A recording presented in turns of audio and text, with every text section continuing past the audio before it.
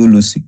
Donc, c'est génétique, dont les gènes codent pour des enzymes appelées les glycosyltransférases. Donc, c'est des locus.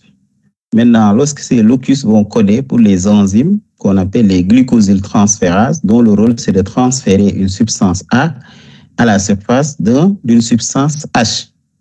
Lorsque la substance A est transférée à l'aide de cette enzyme qu'on appelle la glycosyltransférase au niveau de la substance H, on a un gène H. Lorsque c'est la substance B qui est transférée, on a un antigène B. Maintenant, ces deux systèmes génétiques fonctionnent sur un mode dit codominant. Codominant, ça veut dire que ni l'antigène A, ni l'antigène B ne dominent par rapport à... Parce que ça, c'est phénotypique, parce qu'un individu qui exprime l'antigène A, il est A, de groupe sanguin A. Celui qui exprime l'antigène B, il est de groupe sanguin B. Mais celui qui exprime l'antigène A et B, il est de groupe sanguin AB. Les deux s'expriment. C'est pourquoi on dit que c'est un système codominant. Codominant parce que l'antigène, les deux antigènes, lorsqu'ils sont présents, ils s'expriment les deux en même temps. Donc, c'est une codominance. Alors que dans la récessivité, lorsque deux choses sont présentes en même temps, il y a un plus fort qui sort, qui est exprimé de manière phénotypique, et un plus faible qui n'est pas du tout exprimé. Les antigènes du système ABO, toujours, le locus grand H petit h est situé sur le chromosome 19 et présente deux variantes alléliques. Ce qu'on appelle le grand H lorsqu'il est exprimé et le petit h, c'est-à-dire en l'absence lorsqu'il n'est pas exprimé. Et l'allèle grand H code pour une fucose transférase qui ajoute une fucose à l'extrémité terminale de la chaîne oligosaccharidique de base, formant l'antigène H. Tout à l'heure, il y avait une glycosyltransférase dont le rôle est de transférer les substances A et les substances B. Et puisque l'antigène H est une fucose, donc il y aura une fucosyltransférase. Cette fucosyltransférase va être ajoutée à une structure de base, ce qu'on appelle la chaîne oligosaccharidique de base et qui forme l'antigène H. Donc la synthèse ultérieure éventuelle des antigènes A et B nécessite la présence de l'antigène H. C'est-à-dire sans l'antigène H, il ne peut pas y avoir A et B comme groupe sanguin. Donc il faut d'abord former H par ajout d'une fucose à l'extrémité terminale de la chaîne oligosaccharidique de base qui forme l'antigène H d'abord. Une fois que l'antigène H est formé, maintenant, là-dessus, il y a l'intervention de ce qu'on appelle une glycosyltransférase qui ajoute les substances H ou B selon le cas. Donc, le système Lewis, le système ABO, a été découvert en 1900 par Karl Landsteiner.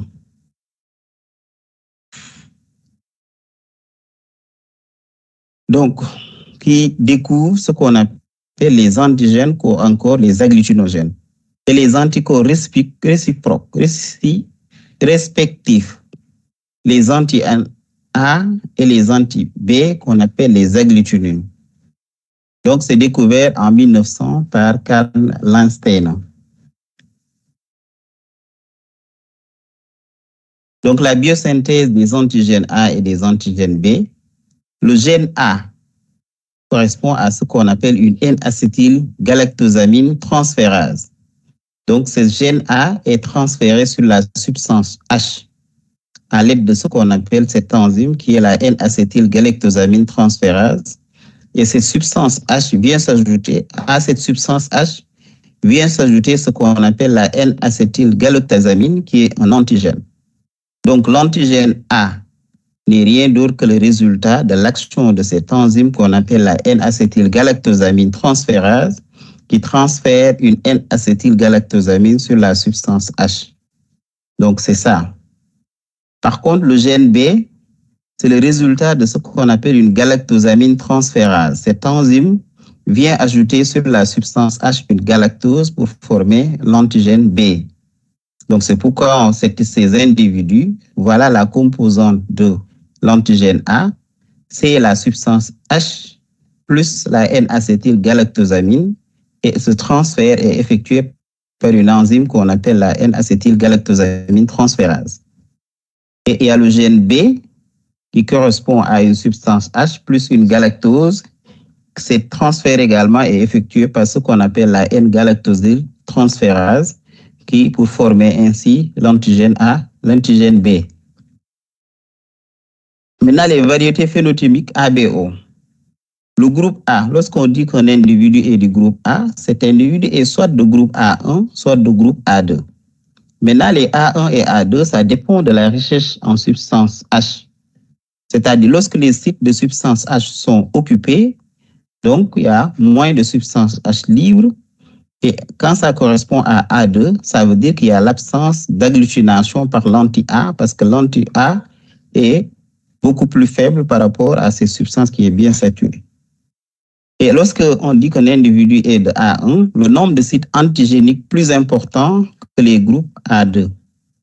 Il existe d'autres variantes génétiques, mais faibles. Il y a A interne, il y a A3, AX, AND. Tout ça dépendra de la recherche en substance H à la superficie de ces globules rouges que l'on va voir plus tard. Pour le groupe B, il y a de nombreuses variantes faibles également. Il y a le B3, le BX et le BM. Tout ça, ce sont des variants qui dépendent de la recherche en substance H que l'on va voir tout à l'heure. Donc voilà de manière schématique comment on dit. Lorsqu'un individu est de groupe O, ça veut dire que vous avez la structure de base plus la substance H. Donc, s'il n'y a aucun antigène, c'est-à-dire aucune substance supplémentaire, que ce soit la N-acétylgalactosamine ou bien une galactosidase à la surface de la substance H, dans ce cas, on dit que cet individu est de groupe O. Par contre, lorsque sur la substance H, vous avez du A, c'est-à-dire la substance A est transférée par une galactosamine transférase sur la substance H, là, cet individu est de groupe A. Maintenant, lorsque tous les sites de la substance H sont occupés, cet individu est de groupe A1. Maintenant, seulement lorsque quelques sites de la substance H sont occupés et que d'autres ne sont pas occupés, on dit que cet individu est de groupe A2. Ici, vous avez quelque chose d'autre. Ce n'est plus de la substance H, mais c'est de la substance B qu'on appelle la galactose transférase. Maintenant, cette galactose, lorsque c'est ajouté à la substance H, vous avez une MAC qui est de groupe B. Maintenant, lorsque vous avez en même temps la présence de A et de B sur la substance H, on dit que cet individu est de groupe AB. Est-ce que vous avez compris jusqu'à présent? Professeur. Oui. Professeur, donc le H, s'il n'y a rien qui se fixe sur le O, les émotions. Oui, c'est-à-dire, il y a, pour la construction, il y a la structure de base qu'on a ici, qui est une oligosaccharide. Ça, c'est la membrane. Il y a une oligosaccharide. Il y a la substance H. Donc, s'il n'y a rien sur la substance H, cet individu est du groupe O. Maintenant, si c'est un A qui est venu se fixer sur la substance H grâce à une N-acétylgalactosamine transférase, cet individu est de groupe A dans les deux cas. Si c'est une substance B, cet individu est de groupe B. Et s'il y a en présence de A et de B en même temps, cet individu est AB. Donc, vous ne pouvez pas former ces groupes sans la substance H. Je ne sais pas si j'ai répondu à votre question.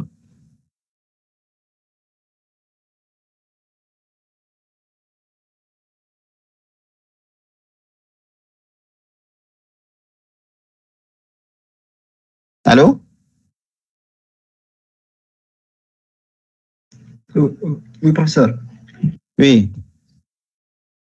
Non, c'est par rapport à la question. Est-ce que vous avez compris? Ah oui, j'ai compris, merci. D'accord.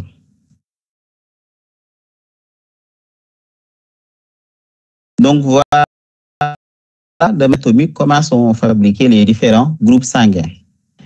Maintenant, il arrive qu'on vous dit que cet individu, phénotypiquement, il est A. Quand on vous dit que vous êtes du groupe A, soit vous êtes AA, c'est-à-dire soit vous êtes AO, soit vous êtes OA.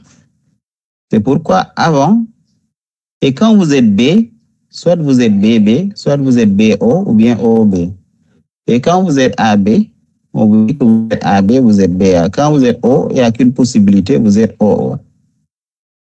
Donc, c'est pourquoi dans le passé, les gens utilisaient les groupes sanguins pour faire le test de paternité ou autre, par exemple.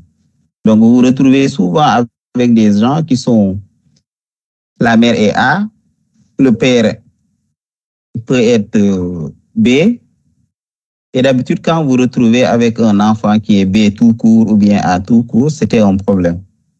Alors qu'il y a plusieurs possibilités qui se présentaient quand on disait qu'un individu est de groupe A ou bien qu'un individu est de groupe B. Donc, voilà. Donc, quand on vous dit que vous êtes B, vous avez trois possibilités. Vous êtes BB, BO ou OB. Les anticorps anti-A et anti-B. Donc, les anticorps anti-A et anti-B, il y a ce qu'on appelle les anticorps réguliers, qui sont présents en l'absence de l'antigène correspondant. Si vous êtes du groupe A, vous avez dans votre plasma la présence de l'antigène, de l'anticorps.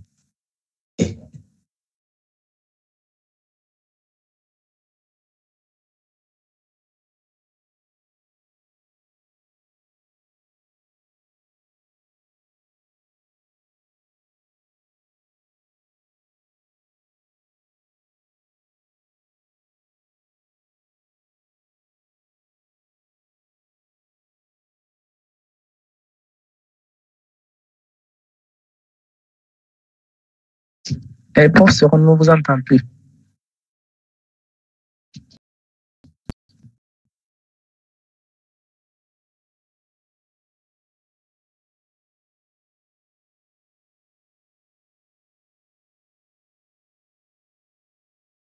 Donc, il y a ce qu'on appelle les anticorps anti-A et anti-B réguliers. Donc, c'est des anticorps qui sont présents en l'absence de l'antigène correspondant. Donc, si vous êtes du groupe sanguin A, ça veut dire que vous avez l'antigène A.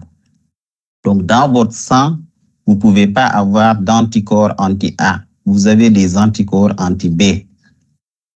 Si vous êtes du groupe B, vous avez de l'antigène B.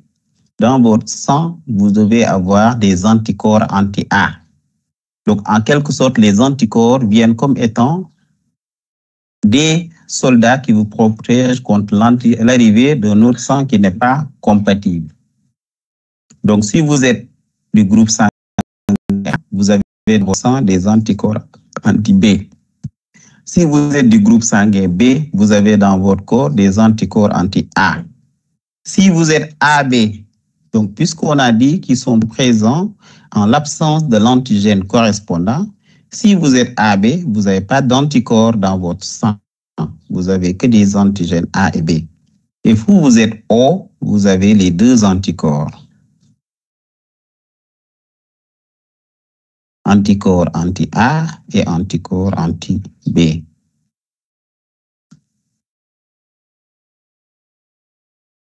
Donc, ces anticorps sont naturels, c'est-à-dire ils apparaissent spontanément chez le nourrisson entre le 3e et le 6e mois. Les anticorps réguliers, ils n'ont pas besoin de stimulation antigénique, comme dans la plupart des maladies. Quel que soit votre... Si vous êtes du groupe A, au bout de 3 à 6 mois, vous allez développer des anticorps. Si vous êtes du groupe B, au bout de 6 mois, vous allez développer des anticorps anti-A. Maintenant, si vous êtes du groupe AB, vous n'allez pas développer d'anticorps. Si vous êtes du groupe O, vous allez développer en même temps des anticorps anti-A et des anticorps anti-B. OK?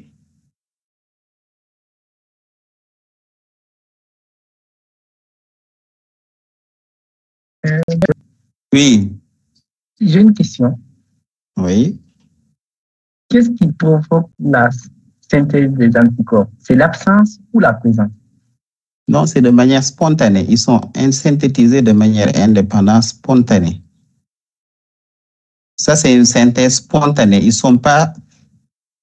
Il n'y a pas quelque chose qui les stimule. C'est différent de ce qui se passe normalement dans la vie. Dans la vie, ce qui se passe, un antigène, c'est-à-dire un corps étranger, rentre votre organisme, votre système immunitaire le reconnaît et fabrique des anticorps dirigés contre ce système et les garde en mémoire au moment d'une future agression. Les anticorps viennent attaquer. Pour les groupes sanguins, ce n'est pas la même chose. C'est quelque chose qui apparaît de manière spontanément au bout de 3 ou 6 mois. Au bout de 3 ou 6 mois, c'est génétiquement comme les anticorps sont fabriqués, c'est de la même. Les antigènes sont fabriqués, les anticorps également sont fabriqués de manière spontanée chez le nourrisson entre le 3e et le 6e mois. Ah, d'accord, je comprends. Merci. Oui, c'est quelque chose de spontané. Oui. Donc, pour un enfant, pour un nourrisson de 2 mois ou peut-être 1 mois, si on lui met, par exemple, s'il est du groupe A, on lui met du sang du groupe B. Donc, il n'y aurait pas de rejet. Si du groupe A, vous lui mettez du sang de groupe B. Oui. Dans le sang du groupe B, il y a des anticorps anti-A. Et ces anticorps anti-A vont venir attaquer les globules rouges du bébé. Même s'il n'a pas d'anticorps, le sang que vous lui donnez a des anticorps.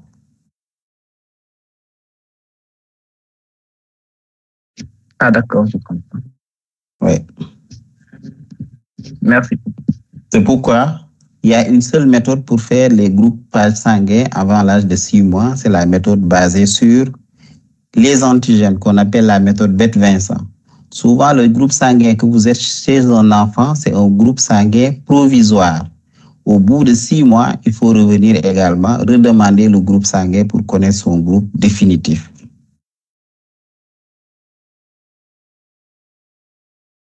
Donc, ces anticorps sont de classe IgM. Donc, quand on vous dit que dans un QCM, que les anticorps du système ABO, les anticorps réguliers sont de classe IgG, c'est faux. Donc, les anticorps sont de classe IgM. Ils agglutinent en milieu salin et ils sont plus actifs à 4 degrés qu'à 37 degrés. Toujours les anticorps anti-B, ils sont ici. Tout à l'heure, on avait parlé des anticorps réguliers, mais il y a les anticorps anti-A et anti-B humains. Ils sont accueillis par stimulation immune. Observez le sujet O, les IgG. Donc, ces anticorps, cette fois-ci, ceux qui sont humains, sont de type IgG. Ils sont acquis par stimulation. Ici, il faut, par exemple, lorsque vous transfusez un individu avec un groupe sanguin qui lui correspond, il peut développer des anticorps humains, qui peuvent être des anticorps anti-A et anti-B humains. Donc, son observé le plus souvent, c'est le sujet O. Donc, si c'est IgG, donc ces anticorps peuvent être de type IgG comparés aux anticorps de type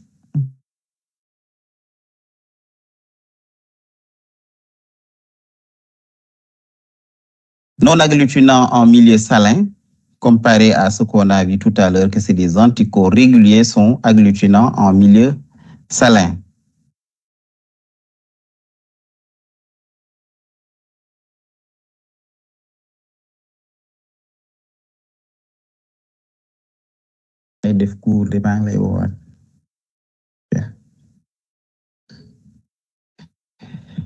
Ils sont observés le plus souvent, c'est le sujet de type O. Ces anticorps humains anti-A et anti-B sont de type IgG. Ils n'agglutinent pas en milieu salin. Ils sont plus actifs à 37 degrés et c'est des anticorps dangereux en transfusion parce qu'il y a une hémolyse indirecte. Donc, ils peuvent entraîner une destruction des globules rouges.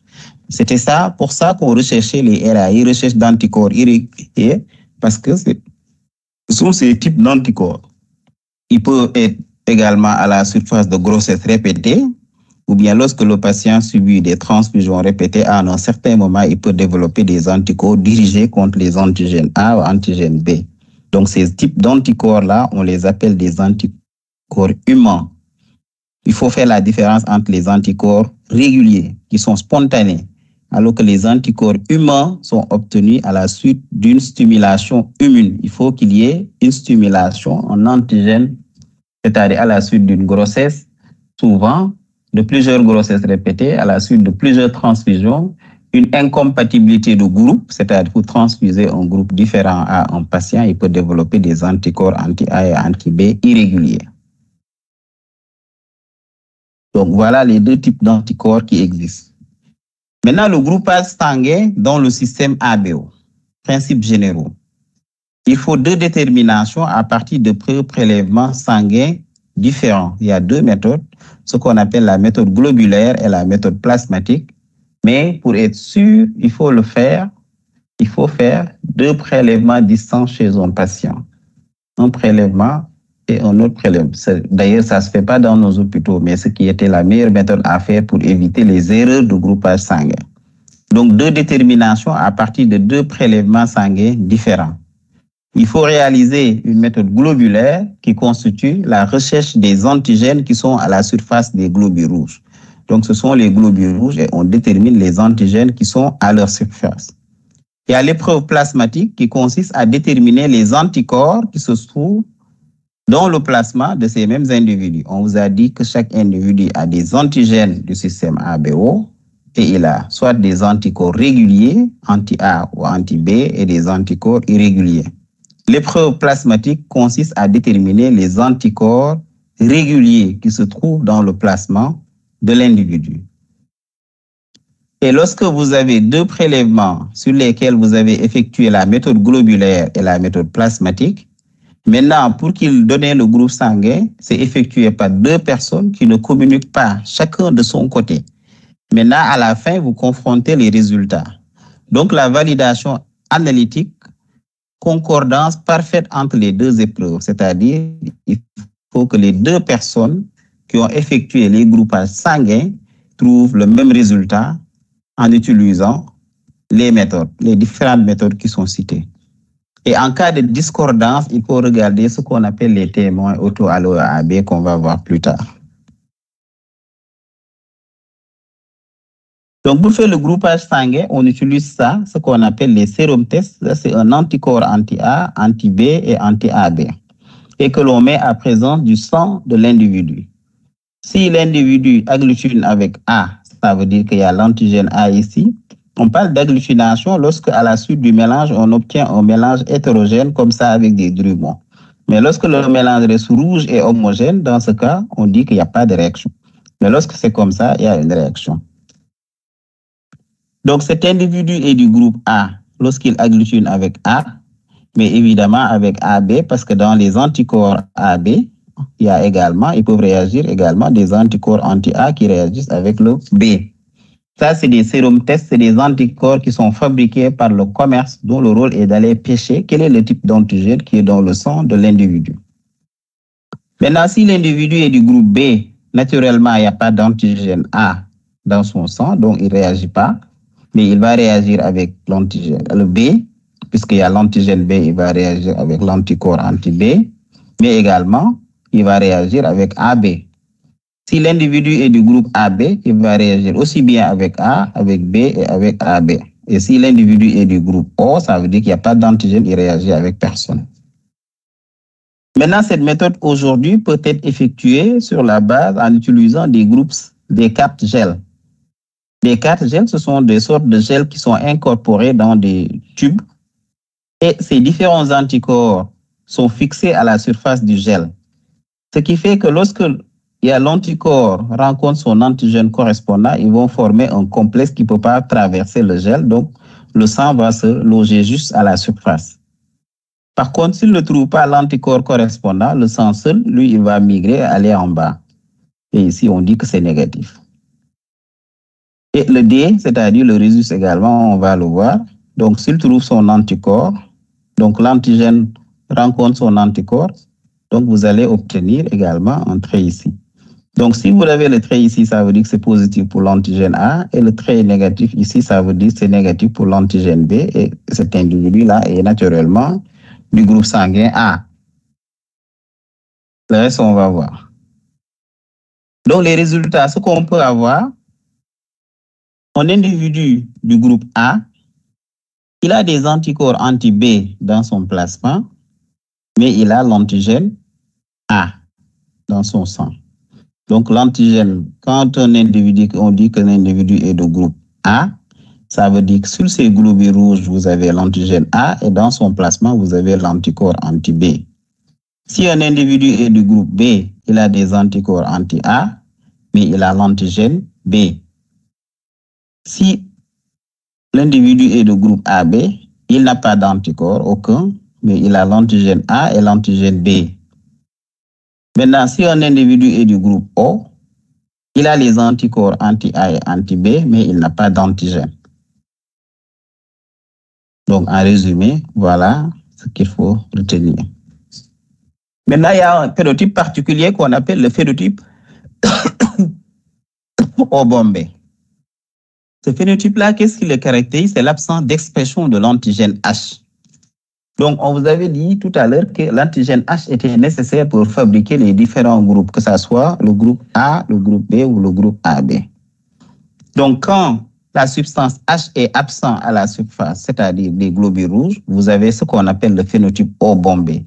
Donc, quand on fait un groupage sanguin, on peut se confondre celui-là avec le O, mais ce n'est pas du tout un O, c'est l'absence tout simplement de substance H. Donc, une impossibilité de fabriquer des groupes sanguins, et ça, c'est une affection génétique. Rare et dangereux en transfusion et décrit pour la première fois en Inde. Le gène H non fonctionnel à l'état homozygote dans les familles consanguines. C'est ce qui le caractérise, c'est l'absence, c'est-à-dire il y a un gène H non fonctionnel. Il y a un groupe O avec les anticorps anti-A, anti-B et anti-H. Ils agglutinent tous les globules rouges à l'exception des groupes sanguins, des globules rouges bombés. Donc, ça agglutine, c'est une polyagglutination. Quand tu le mets, tout agglutine, mais à l'exception des O bombés. Donc, pas d'expression de l'antigène H, c'est-à-dire la H n'est pas là. Rare et dangereux en transfusion, décrit pour la première fois en Inde. Donc, ces gènes H non fonctionnels à l'état homozygote dans les familles consanguines, c'est-à-dire c'est dans des familles, si vous retrouvez des familles qui appartiennent à la même fratrie, et lorsque c'est dans ces familles-là que l'on retrouve une polyagglutination. Il y a le groupe O avec des anticorps anti-A, anti-B et anti-H. Ils agglutinent tous les globules rouges à l'exception des globules rouges bombés. Donc, ce phénotype-là, ça arrive très souvent, de temps en temps qu'on le retrouve au Sénégal, où il y a l'absence de l'antigène H. Et quand vous le faites, on a une polyagglutination, ça agglutine tout en même temps. Et des fois, on le découvre et il faut être amené à l'identifier correctement pour ne pas faire des erreurs, parce que c'est très dangereux de être en face de ces groupes en transfusion sanguine. Maintenant, on avait dit les systèmes ABO.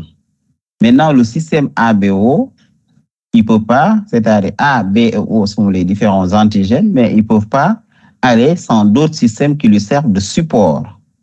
Les systèmes qui lui servent de support, ou on appelle encore les systèmes qui sont associés au système ABO, là, le système grand H, petit h, on vous a dit tout à l'heure que le grand H, il était important pour la fabrication d'un antigène A ou d'un antigène B. Donc, le système grand H, petit h, il y a l'antigène I, qu'on appelle autrement le globoside, qui sert de colle entre la substance H et l'antigène petit h. La substance H et la substance A et la substance H. Il y a ce qu'on appelle le système I, qu'on appelle également le globoside. Il y a le système sécrétoire, c'est le système SE et le système Lewis. Donc, tous ces systèmes existent. Le système grand H, petit h, il y a l'antigène I, le système SE qu'on appelle le système sécrétoire et le système Lewis. Donc, ce sont d'autres systèmes qui existent, qui entrent dans la fabrication des groupes sanguins, c'est-à-dire des antigènes A, des antigènes B et des antigènes ABO. C'est pourquoi on dit dans l'érythroblaste déjà, 3 systèmes, le système ABO, le système grand H, petit h et l'antigène grand L, petit i, collaborent pour produire les antigènes A et B. Parce que tout à l'heure, on vous avait dit qu'il y avait une substance de base. Sur la substance de base, il y avait la substance H qui est collée. Après la substance H, je vais soit un A, soit un B. Mais ce qui sert de colle entre le H et le B, c'est l'antigène I, quoi, qui est grand I, petit I. Petit I quand c'est absent et grand I quand il est là. Et dans les cellules muqueuses, maintenant, ça c'est dans l'érythroblaste. Dans les cellules muqueuses, deux autres systèmes sont mis en jeu. Parce qu'on avait dit tout à l'heure que ces antigènes, on pouvait les trouver dans les muqueuses, c'est-à-dire dans les fibroblastes, mais dans les cellules endothéliales. Ce qui fait que dans ces deux systèmes, il y a dans ces mêmes cellules muqueuses, on pouvait avoir deux autres systèmes. Il y a le système SE, petit SE, et le système Lewis. Donc, ces deux systèmes également collaborent pour former la substance A et la substance B, mais au niveau des muqueuses et autres. D'où la possibilité de faire le groupage, par exemple, dans le lait ou la salive. Donc, les autres systèmes associés, on commence à définir d'abord ce qu'on appelle le système Lewis. C'est un système de groupe sanguin particulier. Quels sont les antigènes de ce groupe? Les antigènes sont synthétisés en dehors du globule rouge et déversés dans le plasma et puis absorbés sur le globule rouge. Ça veut dire que les antigènes Lewis sont synthétisés en dehors du globule rouge. Ils ont déversé, lorsqu'ils sont synthétisés comme une hormone, ils sont déversés dans le sang et maintenant ils sont absorbés, c'est-à-dire ça s'incruste sur les globules rouges. Et ce système comporte deux antigènes principaux, le LA ou ce qu'on appelle le L1, l'EA ou L1 et le LEB ou L2. Et sur le plan phénotypique, le LEA correspond, on peut avoir le LEA, c'est-à-dire il y a le LEA moins LEB+, c'est le LEB, c'est celui-là. Le LEA plus B moins, c'est le LEA, parce que le B est absent. Ou bien le LE tout court, c'est-à-dire A moins et B moins sont absents. Et lorsque A moins et B moins sont absents, ça correspond ni à LEA ni à LEB. Donc, vous avez deux antigènes principaux, le LE1, le LE2, avec trois phénotypes, c'est-à-dire lorsque A est absent et B est présent, lorsque A est présent et B est moins, et lorsque les deux sont absents. Maintenant, à ces deux systèmes, comme dans le groupe sanguin, correspondent des anticorps anti-LEA, LEA et anti-LEB, qu'on appelle encore anti-LE1 et anti-LE2. Et ces anticorps naturels, qui sont pas très importants en transfusion sanguine parce qu'ils sont rarement la cause d'accidents transfusionnels. Parfois, ils sont hémolisants à 37 degrés en présence de compléments. Ils peuvent attaquer les globules rouges et les détruire. Donc, voilà ce système qui est un système apparenté au système ABO qu'on appelle le système Lewis. Et ce système, les anticorps, les antigènes correspondant à ce système ne sont pas fabriqués par le globule rouge, contrairement aux autres A et B qui sont fabriqués au niveau des globules rouges, c'est-à-dire au niveau des érythroblastes lui-même, c'est-à-dire les précurseurs des globules rouges. Eux, ils sont fabriqués au niveau des muqueuses et autres. Maintenant, ils sont sécrétés dans le plasma et ils vont s'incruster à la surface des globules rouges. Et il y a deux antigènes principaux, le LEA qu'on appelle LE1, il y a le LEB qu'on appelle LE2. Et sur le plan phénotypique, le A-B+, le A+B- et le. Donc, il y a des anticorps qui sont réguliers, anti-LA et anti-LEB, qui sont naturels, peu importants en transfusion sanguine parce qu'ils ne sont pas souvent incriminés dans les accidents transfusionnels, mais parfois ils sont hémolisants à 37 degrés en présence de compléments. Maintenant, il y a le système grand H, petit h, qu'on a décrit tout à l'heure, la substance H qui servait de support aux différentes substances A et B pour former l'antigène A et l'antigène B.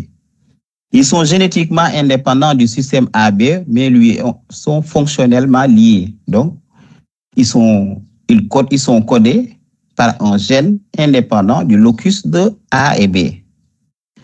Mais A et B ne peuvent pas fonctionner sans la substance H. Ils sont fonctionnellement liés. L'allèle grand H est indispensable pour la synthèse des antigènes A et B. Donc, on ne peut pas synthétiser A et B, les allèles, sans substance H. Tous les sujets, à l'exception des sujets bombés, qu'on a dit tout à l'heure, sont de phénotype H. Donc, tous les groupes sanguins, tous les sujets, à l'exception de H, à l'exception des O bombés, sont de phénotype H, c'est-à-dire grand H. Ainsi, à la surface du globule rouge, plus il y a de substances A et B, moins il y a de substances H, parce que les substances A et B viennent occuper les sites H. Donc, plus il y en a, moins il y a de substances H. Les groupes O sont donc les plus riches en antigènes H. Oui, évidemment, parce que sur les groupes O, il n'y a pas de substance qui vient se fixer sur les substances H. Ça, vous le connaissez. Maintenant, le système LI ou antigène I. Le substrat H recouvre lui-même probablement l'antigène I produit par un locus indépendant de AB. Donc, lui également est produit par un locus indépendant de A et B.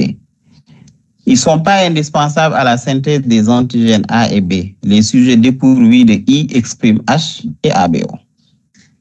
Donc, comme l'antigène H est indispensable à la synthèse de A et B, I, lui, n'est pas indispensable. L'antigène I n'est définitivement acquis que vers l'âge de 18 mois. Les sujets bombés ont une relativité I très supérieure à celle du sujet H. Donc, les sujets O bombés qui sont dépourvus de substance H ont une substance, c'est-à-dire ont une plus grande richesse en substance I. Donc là, c'est un autre système également qui n'est pas très important, mais c'est-à-dire son absence ne correspond pas à une absence de l'antigène A et antigène B comme la substance H. Mais il apparaît, c'est-à-dire sa synthèse est complète vers l'âge de 18 mois. Et les sujets bombés ont une relativité I très supérieure à celle du sujet H. Maintenant, le système SE qu'on appelle encore le système sécrétoire. Ce système ne s'exprime que dans les cellules muqueuses.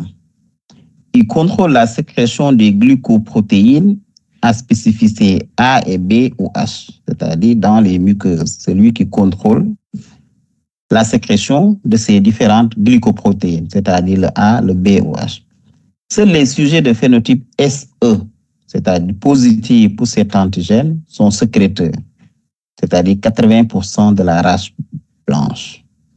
Donc, ils apparaissent comme un régulateur de l'activité du gène H. Donc, c'est SE, c'est juste un régulateur de l'activité du gène H. Donc, ça contrôle également la sécrétion des glycoprotéines à spécificité A ou B en contrôlant le H qui fait partie des structures de base. Donc, ils ont dit que les sujets sont sécréteurs, 80% de la race blanche, c'est-à-dire certains sujets peuvent ne pas être sécréteurs et apparaît comme un régulateur de l'activité du gène H. Maintenant, en grand 1, on avait le système ABO, on a le système associé au système ABO, maintenant le système Rhésus, communément ce qu'on appelle Rhésus, qui permet de dire un individu est positif ou est négatif. Donc en 1939, Levin découvre des antigènes dans le cadre de la maladie hémolytique du nouveau-né. Et en 1940, Landsteiner et Wiener ont mis en évidence les anticorps correspondant à l'antigène, cet antigène qu'on appelle le Rhésus. Fréquence des phénotypes RH varie selon l'origine ethnique des patients. Donc certains individus ont une fréquence plus élevée des Rhésus comparée à d'autres.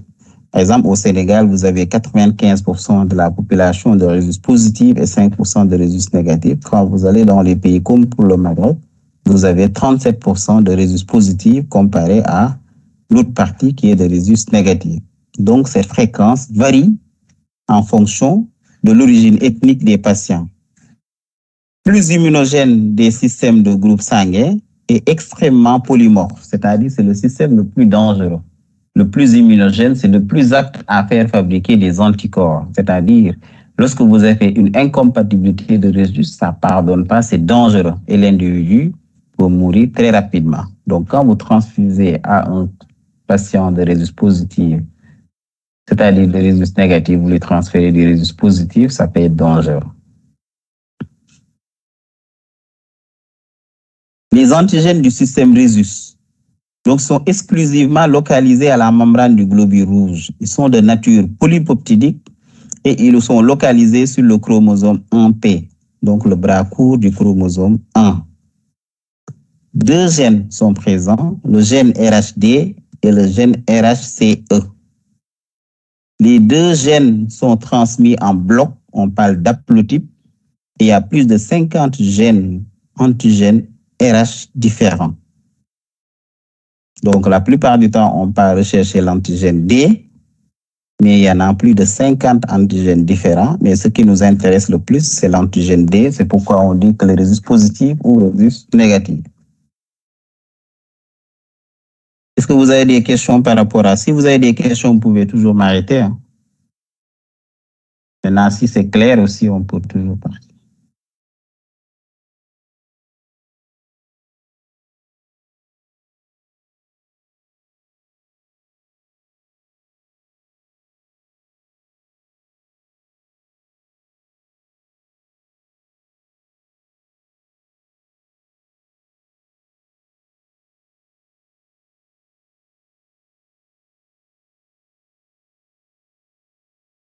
Allô? Est-ce que quelqu'un est là? Oui, prof, on est là. Oui. D'accord. On vous suit. Ah, donc vous avez tout compris ou vous ne comprenez rien du tout? C'est clair ou c'est pas clair? C'est clair pour le moment. Ah, pour le moment, d'accord. Bon, on verra. Maintenant, les antigènes du système Rhésus, il y a seuls 5 antigènes qui sont recherchés de façon courante. L'antigène D qu'on appelle RH1, l'antigène C qu'on appelle RH2, petit c RH4, grand E RH3 et petit E RH5. L'antigène D définit le groupe Rhésus positif, c'est-à-dire si vous êtes l'antigène D est présent, vous êtes de Rhésus positif. Si l'antigène D est absent, vous êtes de Rhésus négatif. L'antigène grand C et petit c.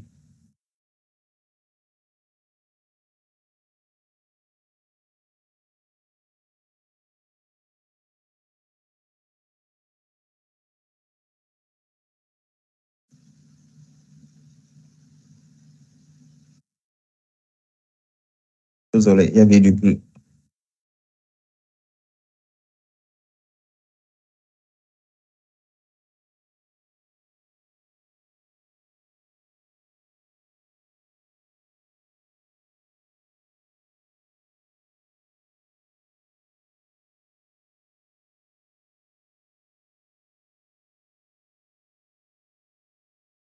Donc, si je reviens au début de ce diapo, il y a 5 antigènes qui sont recherchés de façon courante.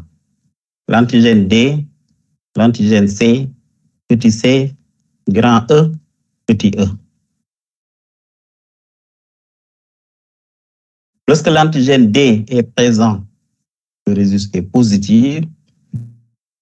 Et lorsque l'antigène D est absent, le résus est négatif. On dit l'antigène C et petit c sont antithétiques. Tout groupe sanguin C RH2 est systématiquement C plus RH4 et inversement. Donc, si le C est absent, c'est-à-dire le RH2 est absent, l'individu est forcément petit c plus, c'est-à-dire RH4. Si petit c plus est absent, c'est-à-dire RH4 est absent, l'individu est forcément grand C plus, ça veut dire que RH2. C'est pourquoi on dit qu'ils sont antithétiques. C'est la même chose, l'antigène E et petit e sont antithétiques, ça veut dire si antigène E, grand E est présent et absent, si c'est GRE plus le signe moins ici, ou bien RH le moins 3. Donc, ça veut dire que ça est absent. L'individu est systémiquement petit e plus et RH5 et inversement. C'est pourquoi on dit que les deux sont antithétiques. Si l'un est présent, l'autre est forcément absent. Et si l'autre est absent, l'autre est forcément présent. C'est pourquoi on dit qu'ils sont antithétiques.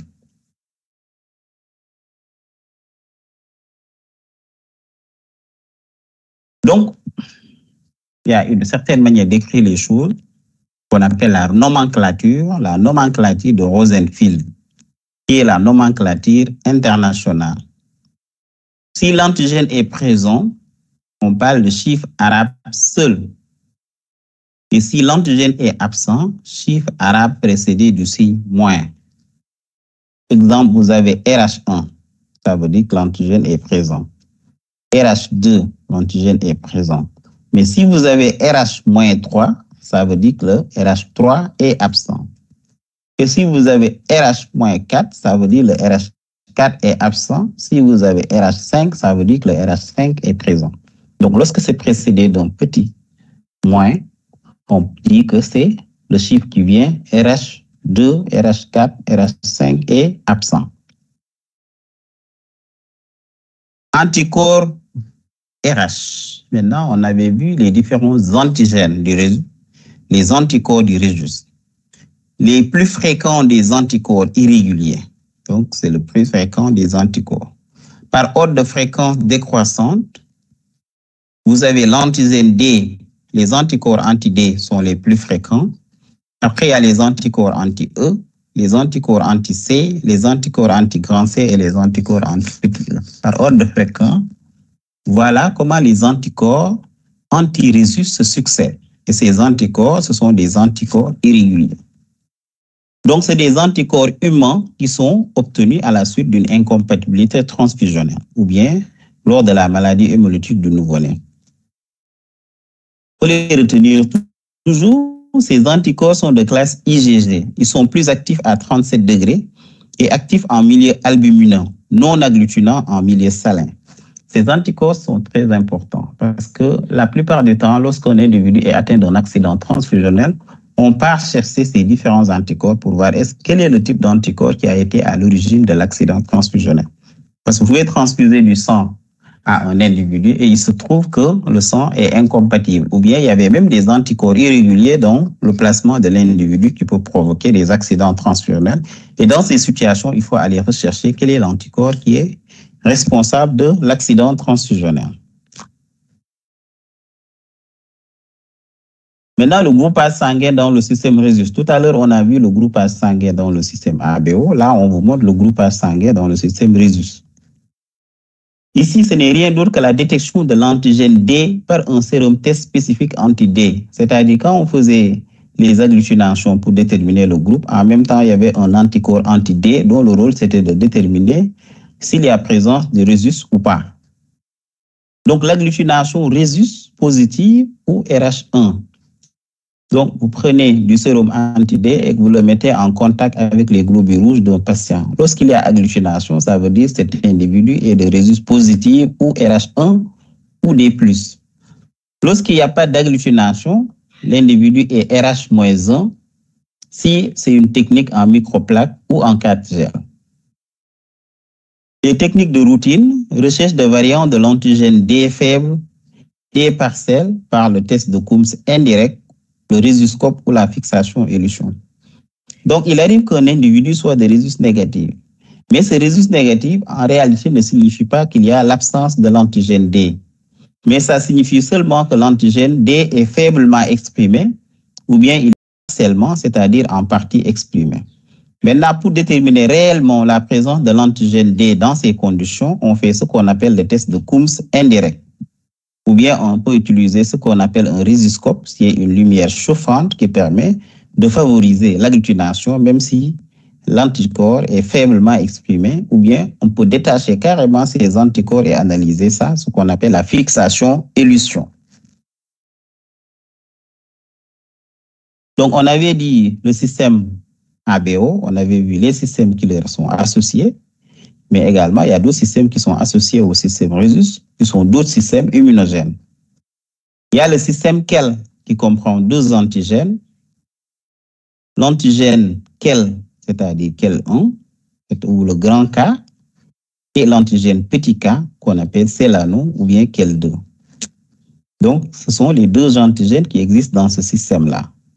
Et ces deux antigènes correspondent à des anticorps qui sont des anticorps acquis de classe IgG. Ce n'est pas des anticorps spontanés, mais qui sont IgG acquis. C'est des anticorps anti-grand K qu'on appelle encore anti-KEL1 et anti-petit K qu'on appelle anti-KEL2, anti-kappa B. C'est des anticorps qui peuvent être là responsables d'accidents transfusionnels. C'est pourquoi ils sont dangereux en transfusion sanguine. Quand il y a une réaction antigène-anticorps ou bien lors d'un accident transfusionnel, lorsqu'on ne trouve pas une incompatibilité ni au niveau du système ABO ni au niveau du résus, on peut aller rechercher les anticorps anti-KEL. C'est pourquoi c'est des anticorps qui sont dangereux en transfusion. Ici, le système KEL, donc les différents phénotypes qui peuvent exister. Grand K, petit k, c'est-à-dire grand K moins grand K plus. Après, parce qu'un K plus est présent, il n'y a pas K moins. Il y a grand K moins petit K plus ou bien les deux en même temps, K plus, K plus. Et dans tous les cas, ça correspond à un phénotype qu'on appelle grand K, K, petit K ou bien grand K, K.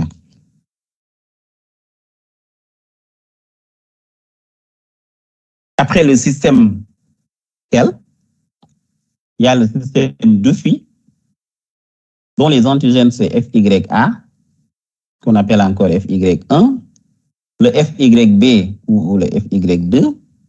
Maintenant, ces différents antigènes correspondent également à des anticorps. Anti-FYA, qu'on appelle anti-F1, et anti-FYB, anti-F2. Ils sont également acquises par alloimmunisation, c'est-à-dire à la suite de simulation, ils sont de classe IgG. Donc, depuis le système résu jusqu'à présent, les anticorps qui sont de type anti-résus ou bien anti-système immunogène, c'est des anticorps qui sont acquis par alloimmunisation, donc c'est des anticorps humains, et ils sont de classe IgG. Contrairement dans le système ABO, vous avez des anticorps réguliers ou des anticorps irréguliers ou humains. Les anticorps réguliers étaient de type IgM, alors que les anticorps humains ou irréguliers étaient de type IgG dans le système ABO. Donc, le système Duffy, on a vu le système KEL, il y a maintenant le système Duffy. Donc, le tableau est là. Donc, on peut avoir plusieurs phénotypes, FYA plus B moins correspondant à FYA, FYA moins B plus qui correspond à FYB, FYA plus B plus qui correspond à la présence en même temps de FYA et FYB. Donc, FYA, FYA, FYB, FYB, FYA, FYB.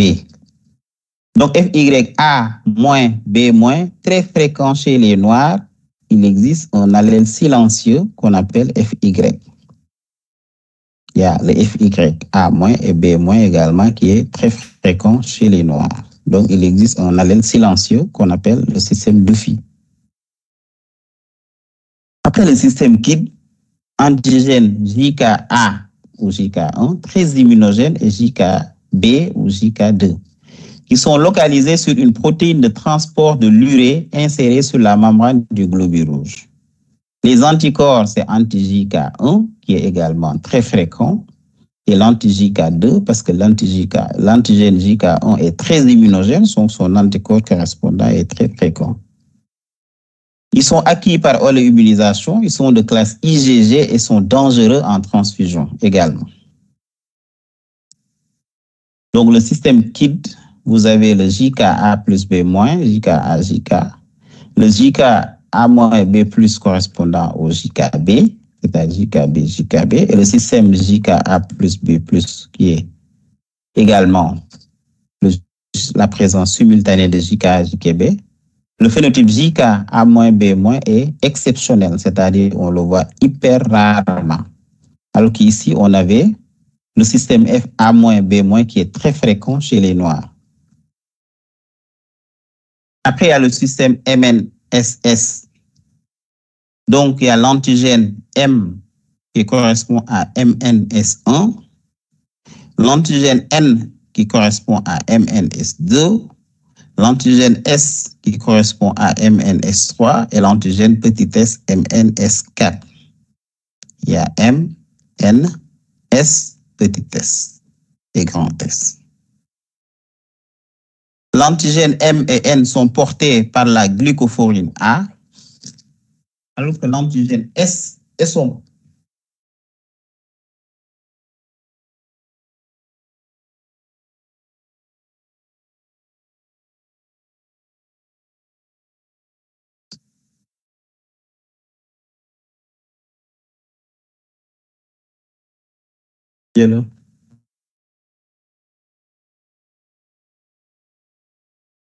Donc, l'antigène M et N sont portés par la glucophorine A. L'antigène grand S et petit s sont portés par la glucophorine B, qui correspond entre autres au CD117 que l'on retrouvait souvent dans les érythroblastes. L'antigène grand M et petit n sont antithétiques, c'est-à-dire qu'ils ne peuvent pas être présents en même temps. Soit M est présent et N est absent, soit N est présent et M est absent, alors que l'antigène M et S sont génétiquement liés aux antigènes M et N, aussi antithétiques. Donc, les différents anticorps qu'on a, c'est l'anticorps anti-S et anti-petit s. Les plus importants en pratique transfusionnelle, ils sont acquis par alloimmunisation. Ils sont de classe IgG. Les antigrands M et anti-N sont des anticorps naturels. Donc, ils apparaissent spontanément, on est avec. Donc, parmi les systèmes immunogènes, vous retrouvez actuellement un anticorps qui est naturel, c'est-à-dire anti-M et anti-N, ou régulier ou spontané. Donc, en conclusion, une implication directe dans la réalisation d'un acte clinique majeur qui est la transfusion sanguine. Donc, on ne peut pas faire la transfusion sanguine sans connaître les groupes sanguins. La réalisation technique repose sur des principes simples. L'interprétation des résultats peut toutefois présenter quelques difficultés qui imposent une démarche intellectuelle ou technique précise. Les systèmes immunogènes acquis par transfusion sanguine ou grossesse, donc c'est la plupart. Donc, il faut faire attention avec ces différents systèmes. Donc, si vous avez des questions par rapport à ça, c'est le moment de les poser. Sinon, on va essayer de voir ce qu'on peut faire. Allô? Allô, oui, docteur. Oui.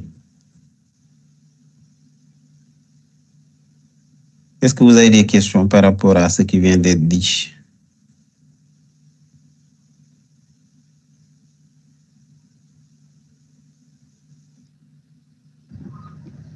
Monsieur? Oui.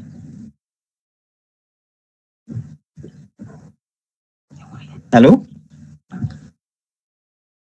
Pour revenir sur le système anticorps RH. Le système anticorps RH. Pouvez-vous revenir sur le système anticorps RH? Oui, ici. C'est ça? Oui. Donc, c'est le plus fréquent des anticorps irréguliers. Par ordre de fréquence décroissante, vous avez les anti-D, les anti-E, anti-C, anti-grand C et anti-petit E. Qu'est-ce que vous ne comprenez pas?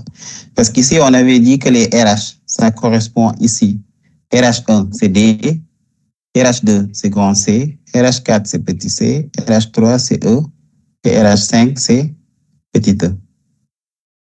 Donc, de la même manière qu'ils apparaissent, les anticorps également, dirigés contre ces différents antigènes, apparaissent par ordre de fréquence décroissant. On dit que l'antigène D est plus important. Ensuite, anti-E, ensuite anti-C, anti-grand C, anti-petit e. La plupart du temps, on ne recherche pas les autres anticorps. On recherche que l'antigène D parce que c'est le plus souvent celui qui est impliqué dans les accidents transfusionnels. Après, on dit que ces anticorps sont humains, c'est-à-dire quand vous n'avez jamais été stimulé, c'est-à-dire été en contact avec un rhésus positif, alors que vous êtes rhésus négatif, ou bien ainsi de suite. Quand il n'y a pas ces stimulations, vous ne développez ça, pas ces anticorps. Donc, ces anticorps sont obtenus à la suite de stimulations immunes. Ils sont de classe IgG. Donc, ça, vous connaissez. Ils sont plus actifs à 35 degrés, actifs en milieu salin albumineux. Maintenant, je vous pose la question à savoir, qu'est-ce que exactement vous ne comprenez pas là?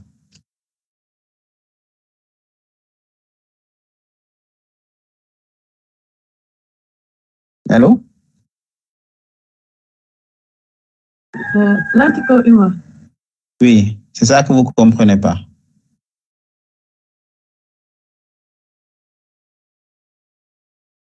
Non, je le comprends.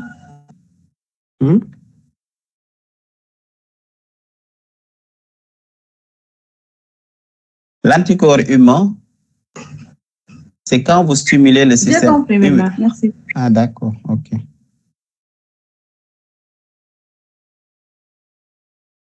Quelle autre question? Professeur, Oui. tous les anticorps que nous venons de faire sont de classe IgG.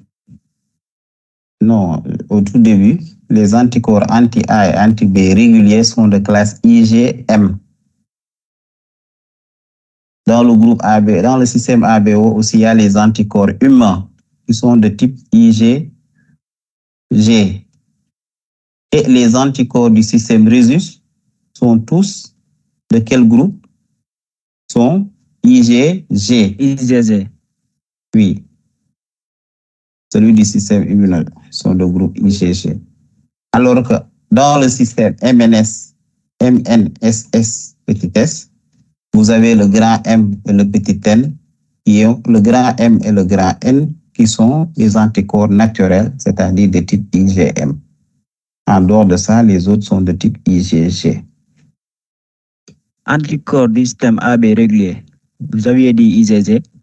Non, IgM, régulier. Les anticorps du système ABO qui sont non réguliers, c'est-à-dire irréguliers ou humains, ils sont de type IgG.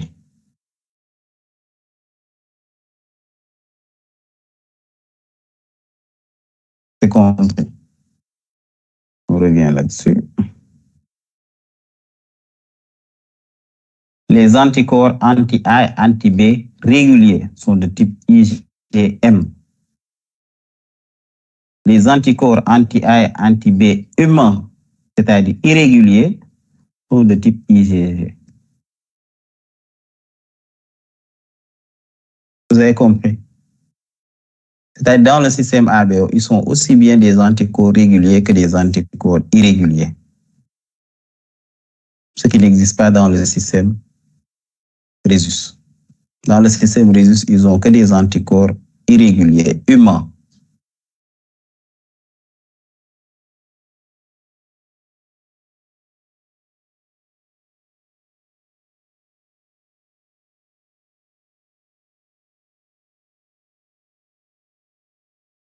Allô? Allô, oui, c'est bon, merci. D'accord. Qui d'autre?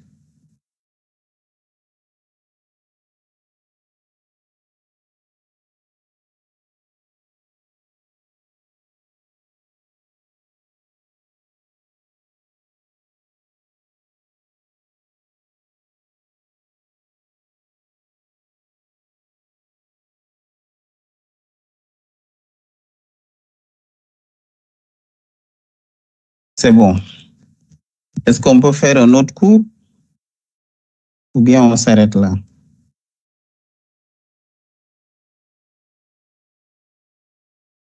Allô? Allô, oui, professeur.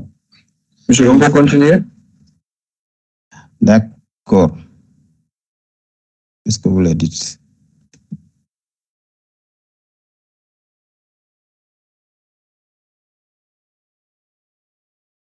Ça, c'était le groupe sanguin.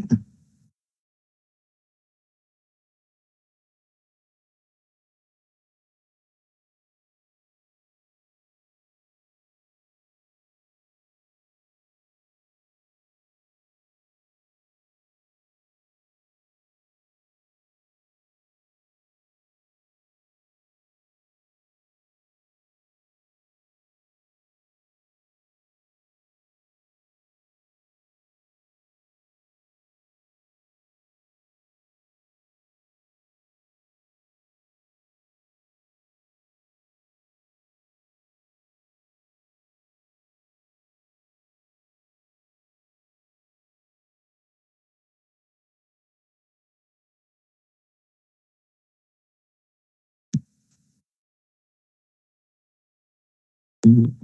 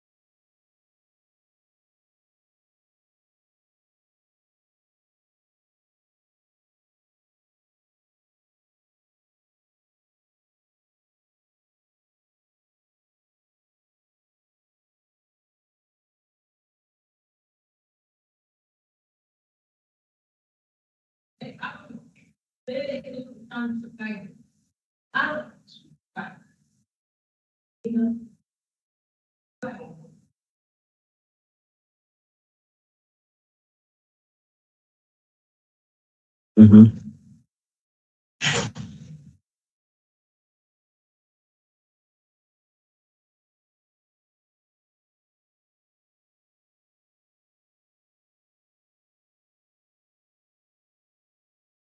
Yeah. Yeah.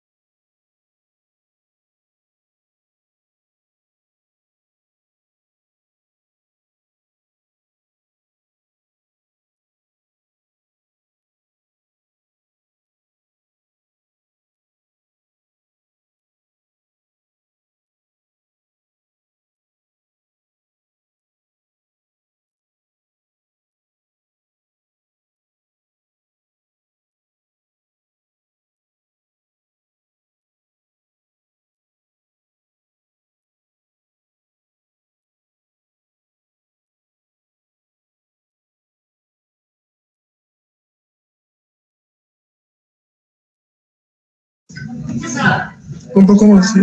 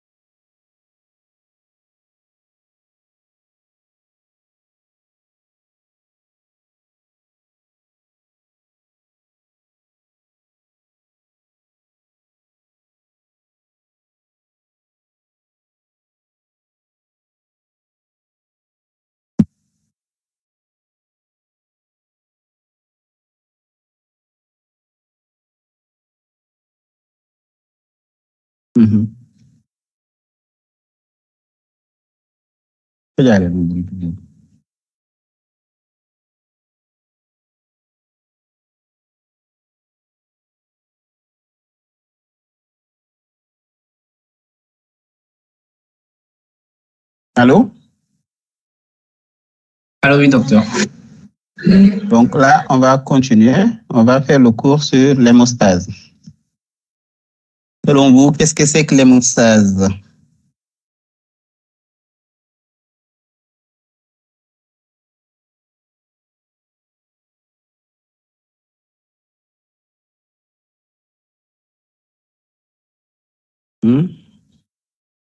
L'hémostase, ça vous dit quelque chose?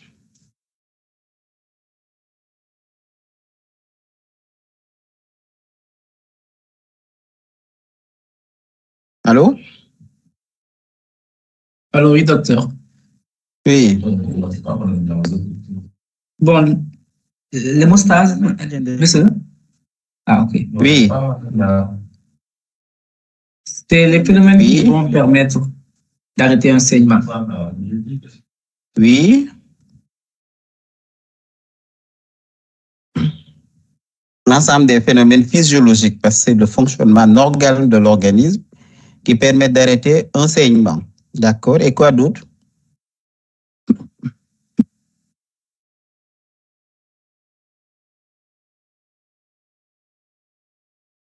Qui d'autre? Il n'y a plus personne. Bien, les gens sont allés faire la sieste. D'accord. Donc, c'est l'ensemble des phénomènes physiologiques qui concourent à l'arrêt du saignement, mais également qui font prévenir le saignement. Ça fait partie de l'hémostase dans la prévention du saignement, mais également de maintenir le sang à l'état fluide dans les vaisseaux sanguins. Il ne faut pas que le sang coagule également dans les vaisseaux sanguins. Tous ces différents phénomènes constituent l'hémostase. Donc, c'est l'ensemble des paramètres ou bien l'ensemble des mécanismes physiologiques qui permettent la prévention et l'arrêt des hémorragies, l'arrêt des saignements, qui permettent la prévention et la dissolution du thrombus, c'est-à-dire des différents caillots, mais également de permettre, c'est un phénomène localisé, qui permet non seulement la prévention et l'arrêt des saignements, mais également qui permettent de maintenir le sang à l'état fluide dans les vaisseaux en passant à la dissolution des thrombus, d'un thrombus ou bien des thrombies. Donc, c'est un phénomène localisé. Donc, il y a 3 étapes très liées. Il y a ce qu'on appelle l'hémostase primaire, il y a la coagulation et la fibrolyse qui constituent les 3 étapes de l'hémostase et ces 3 étapes sont très liées. Ce n'est pas une étape à la suite de l'autre, il y a une certaine interconnexion entre ces 3 étapes.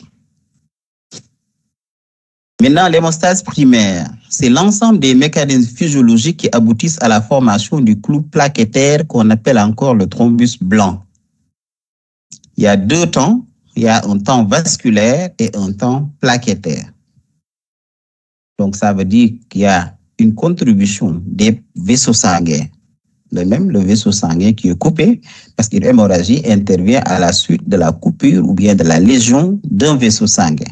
on dit que la contribution du vaisseau sanguin, c'est ce qu'on appelle le temps vasculaire. Et la contribution du temps plaquettaire, ce qu'on appelle le temps plaquettaire.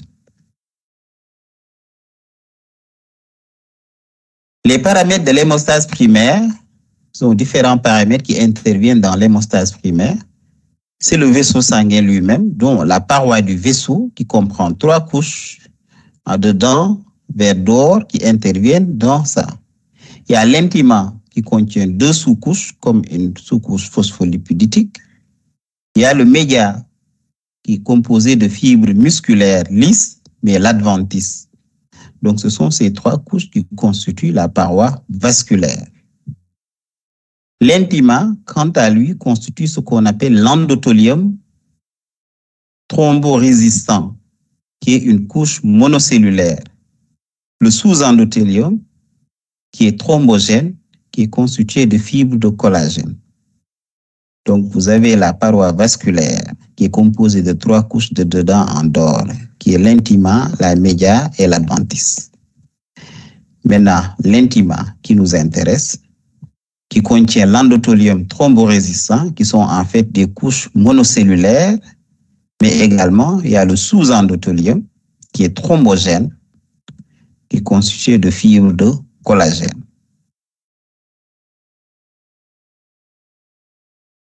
Toujours les paramètres de l'hémostase primaire, il y avait le vaisseau sanguin, qui contient le vaisseau sanguin, dont la paroi vasculaire, qui contient 3 couches, et la couche qui nous intéresse le plus, c'est l'intima, qui contient le sous-endothélium, qui contient des fibres de collagène, qui est thrombogène.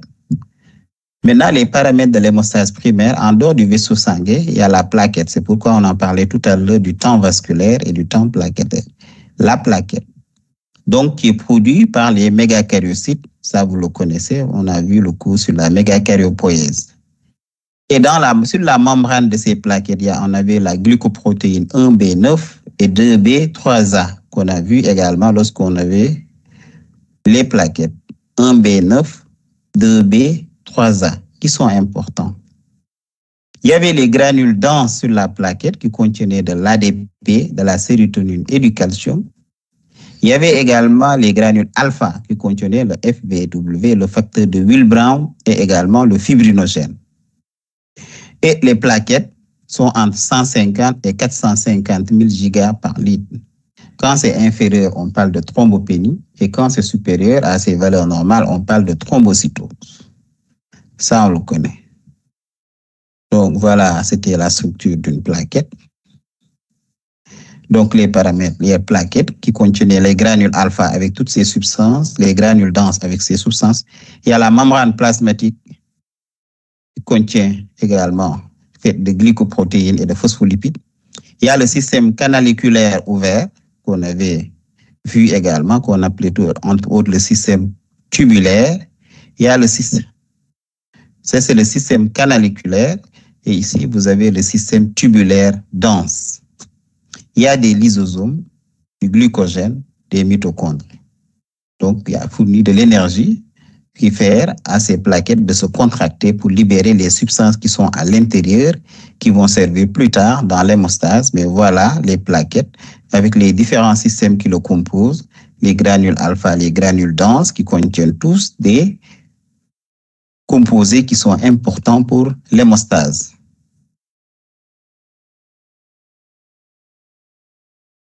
Maintenant, après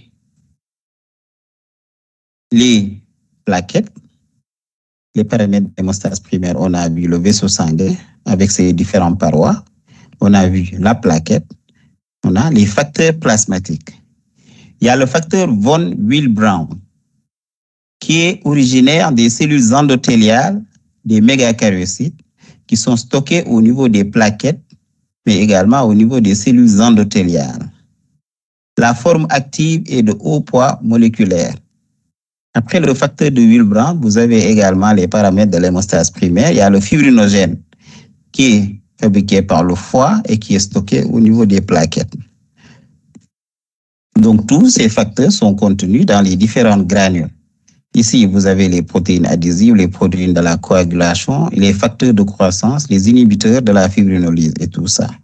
Ici, dans les granules denses, vous avez ADP, ATP, calcium et sérotonine tous.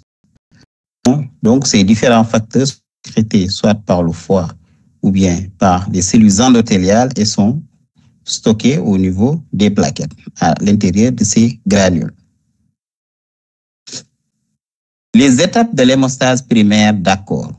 D'abord, parce qu'on a vu les paramètres qui sont constitués par le vaisseau sanguin à différentes parois, les plaquettes, le facteur de Willebrand, mais également le fibrinogène, qui constituent les éléments, les acteurs de l'hémostase primaire. Maintenant, les étapes de l'hémostase primaire. Les étapes de l'hémostase primaire comprennent le temps vasculaire, qui est caractérisé par une vasoconstriction réflexe immédiate et transitoire pour arrêter le saignement. Donc, lorsqu'on a une brèche vasculaire, lorsqu'on a une coupure, le vaisseau sanguin réagit automatiquement de manière réflexe en provoquant ce qu'on appelle une vasoconstriction réflexe, c'est-à-dire ça diminue de vaisseau qui est immédiate et transitoire, et ceci concourt en partie à arrêter le saignement. Ça ne peut pas l'arrêter complètement, mais ça concourt déjà à diminuer la quantité de sang qui sort du vaisseau sanguin. Donc, c'est une vasoconstriction réflexe. C'est constitue le temps vasculaire. Après, il y a le temps plaquettaire qui, en premier lieu, contient ce qu'on appelle l'adhésion des plaquettes au sous-endothélium. Parce qu'on avait vu les sous-endothéliums. Le facteur de von Willebrand, on avait dit que c'est sécrété, fabriqué au niveau des sous-endothélium et stocké dans la plaquette. Dès l'instant qu'il y a les brèches vasculaires, vous avez ici le facteur de Willebrand va essayer de capter le premier plaquette qui passe dans cet environnement à l'aide de son marqueur qui c'est la glycoprotéine 1B9 qu'on avait étudié, qui est sur les plaquettes. Maintenant, cette glycoprotéine 1B9 va fixer le facteur de Willebrand qui était dans le sous-endothélium et qui est mise à nu par la lésion vasculaire. Lorsqu'il y a une lésion vasculaire, il y a ouverture et cette ouverture va entraîner la mise à nu de facteur de Willebrand. Et facteur de Willebrand peut facilement se coller sur une plaquette à l'intérieur à l'aide de la glycoprotéine 1B9. Et ainsi, ce qu'on appelle l'adhésion plaquettaire. À la suite de l'adhésion plaquettaire, vous avez ce qu'on appelle l'activation plaquettaire ou bien release ou encore la sécrétion. Donc, cette plaquette qui est captée par le facteur de Willebrand va subir un changement de forme. Donc, le disque qui était plus ou moins concave va se transformer en sphère. Et ceci entraîne l'émission de pseudopodes et la libération de contenu des granules, ADP, etc. On avait vu que dans les granules, il y avait l'ADP, il y a l'ATP, il y a le calcium, il y a différentes substances. Donc, la libération du contenu des granules ADP, donc synthèse de thromboxane A2, et ce thromboxane A2 contribue en partie à la vasoconstriction.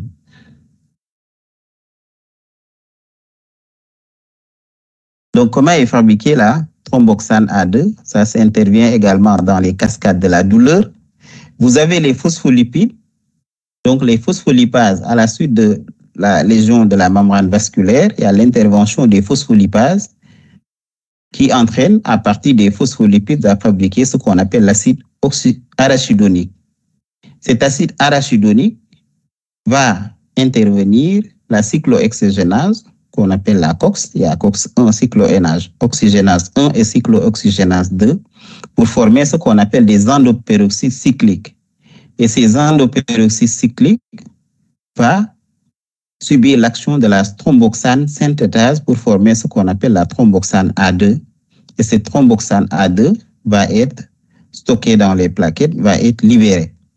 Et ceci va créer une vasoconstriction réflexe sur le vaisseau sanguin à la suite de l'adhésion plaquettaire, va renforcer ça. Maintenant, ces endoperoxydes peuvent subir également l'action de la PGI2 synthétase. Et ceci va entraîner ce qu'on appelle la fabrication de PGI2, c'est-à-dire la prostaglandine, au niveau des cellules endothéliales qui interviennent le plus souvent dans les inflammations. Donc, ils interviennent également dans le cascade de la douleur.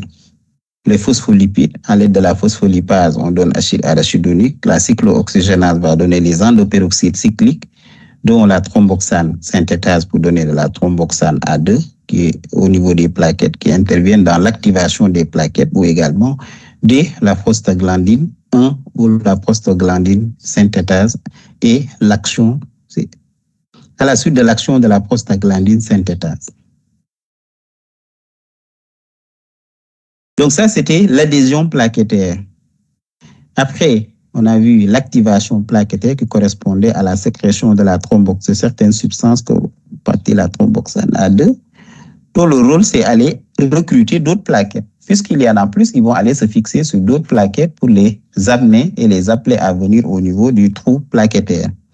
Maintenant, lorsqu'ils arrivent au niveau du trou plaquettaire, il y a ce qu'on appelle l'agrégation plaquettaire qui correspond à l'accollement des plaquettes les unes aux autres.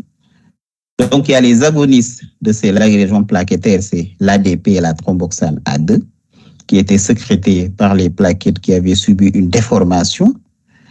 Après, les acteurs sont la glycoprotéine 2B3A, il y a le calcium, mais également le fibrinogène. Donc, pour qu'il y ait agrégation plaquettaire, les plaquettes font intervenir le glycoprotéine 1B3A qui s'associe au calcium et le fibrinogène. Donc, c'est le fibrinogène qui lie les plaquettes les uns aux autres à travers la glycoprotéine 1B3A, mais ceci en présence de calcium. Donc, lorsque fixe sa forme en complexe qui vient renforcer, qui vient former ce qu'on appelle le trou, le thrombus, le clou plaquettaire.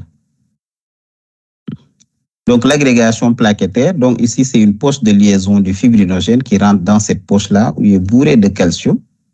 Donc, chaque plaquette a cette poche. Donc, ici, vous avez le fibrinogène. Donc, un fibrinogène rentre dans cette poche de cette plaquette qui est la glycoprotéine 2B3A. Et ici, l'autre plaquette qui présente également sa glycoprotéine 2B3A en forme la poche. Et ici, donc, le fibrinogène va servir de lien entre deux plaquettes. À la longue, il faut former un réseau fort qui est comme ça, bourré de plaquettes, glycoprotéine 2B3A, mais également fibrinogène. Et c'est l'ensemble qui va constituer le clou plaquettaire qu'on appelle le thrombus blanc également, qui forme la première étape qu'on appelle l'hémostase primaire. Ici, c'est une brèche vasculaire, épanchement sanguin avec libération des globules rouges et des plaquettes en même temps au niveau de la brèche vasculaire.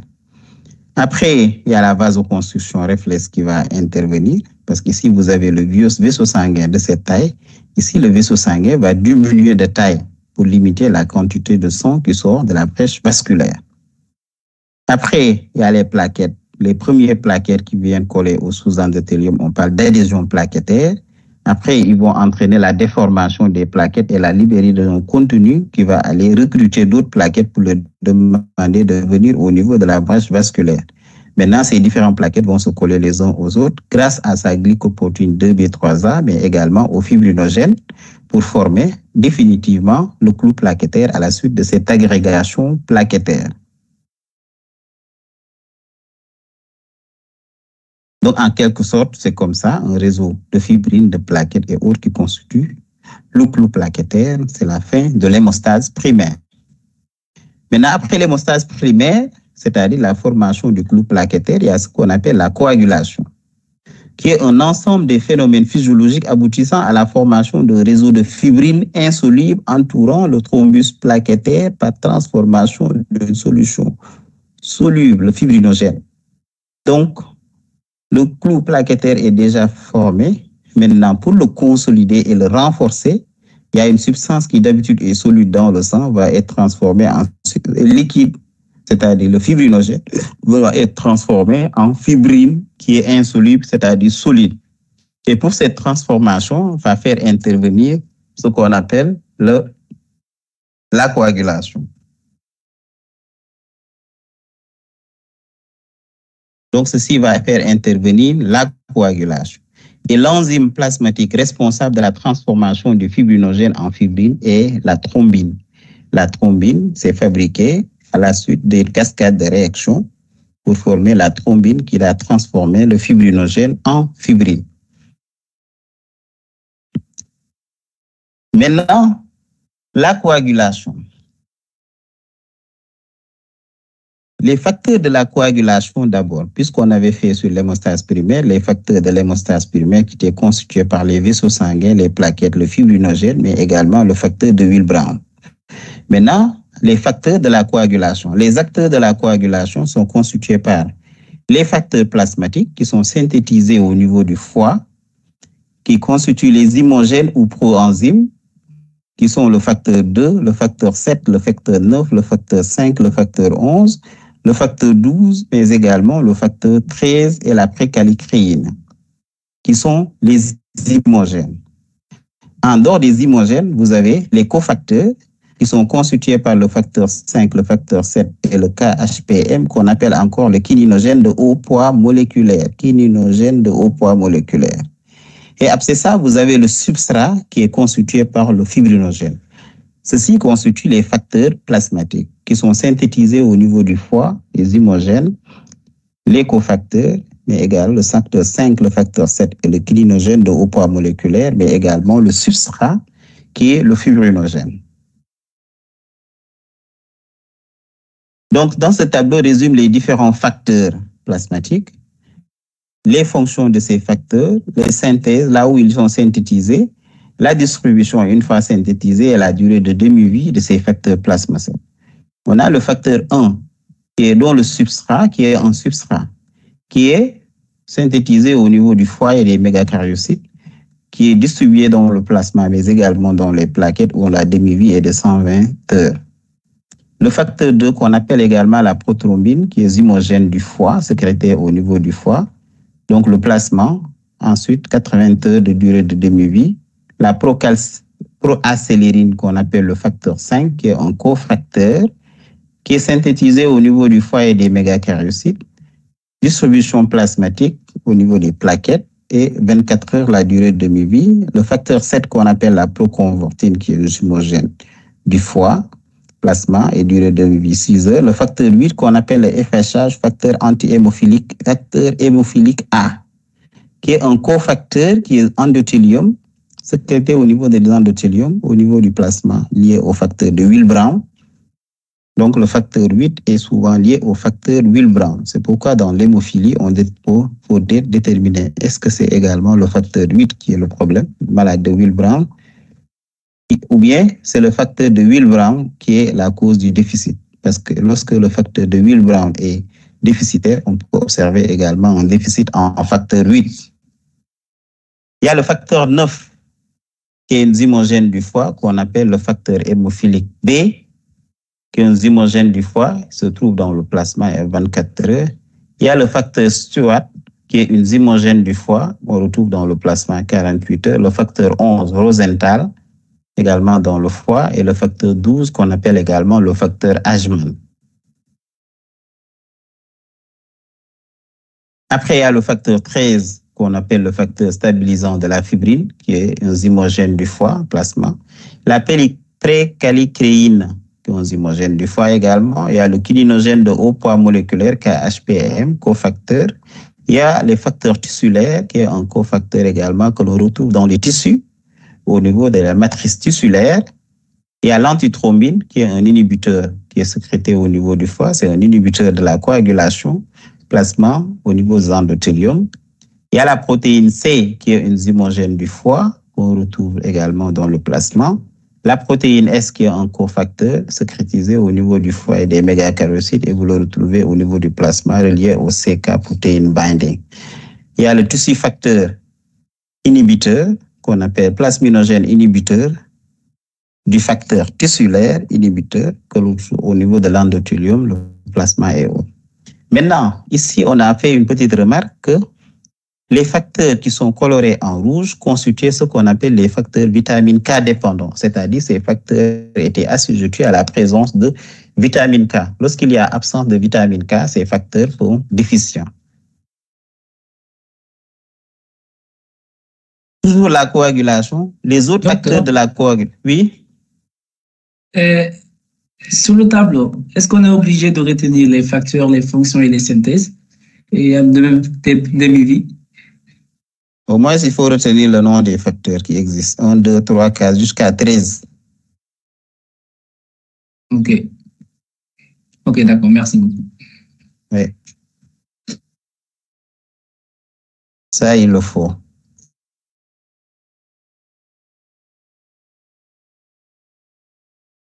Donc, les autres acteurs de la coagulation, il y a ce qu'on appelle le facteur tissulaire ou encore la thromboplastine, qui est une lipoprotéine. Donc, origine des cellules endothéliales qui est stockée au niveau du sous-endothélium et intervient dans l'activation du facteur 7. Après ça, il y a le calcium qui est indispensable à la liaison des 4 facteurs vitamine K dépendants. C'est-à-dire ces facteurs ne peuvent pas intervenir sans le calcium. Donc, les facteurs vitamine K dépendants, c'est important de les retenir, 2, 7, 9, 11, et en même temps, la protéine C et la protéine S. Vous l'avez ici, 2, 7, 8, 9. 2, 7, 8, 9. La protéine C et la protéine S. Coagulation. Les étapes de la coagulation. Donc, la coagulation se fait, oui. La protéine 8, c'est au rouge. Ou bien c'est pas au rouge? La protéine C et la protéine S. Non, en haut. En haut. Vous pouvez remonter. La protéine 8.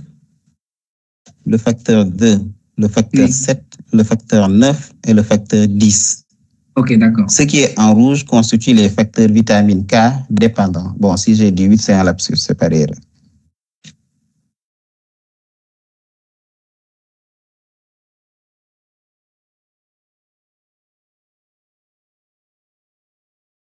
Donc, les étapes de la coagulation. La coagulation comprend la voie endogène, la voie exogène et la voie commune.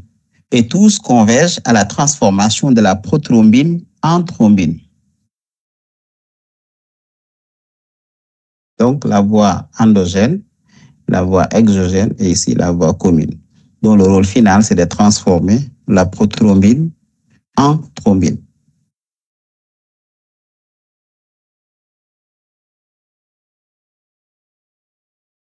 La voie extrinsèque, on avait dit les trois voies, voie intrinsèque, c'est la voie endogène qu'on appelle encore la voie intrinsèque, la voie exogène qu'on appelle encore la voie extrinsèque, ensuite la voie commune. Donc la voie extrinsèque qu'on appelle encore la voie exogène. Donc il fait intervenir le facteur 7 et ce facteur 7 à l'aide du facteur tissulaire qui transforme ce facteur 7 en facteur 7 activé. Et ce facteur 7 activé en présence de phospholipides, mais également de calcium, va agir sur le facteur 10 pour le transformer en facteur 10 activé. Et ce facteur 10 activé va s'associer avec le facteur 5 activé qui, en présence de calcium et de phospholipides, le tout forme ce qu'on appelle le complexe prothrombinase. Et ce complexe prothrombinase va transformer le facteur 2, qui est la prothrombine, en facteur 2 activé, qui est la thrombine. Donc, vous avez le facteur 7 qui, à travers le facteur tissulaire, qui active le facteur 7 en facteur 7 activé.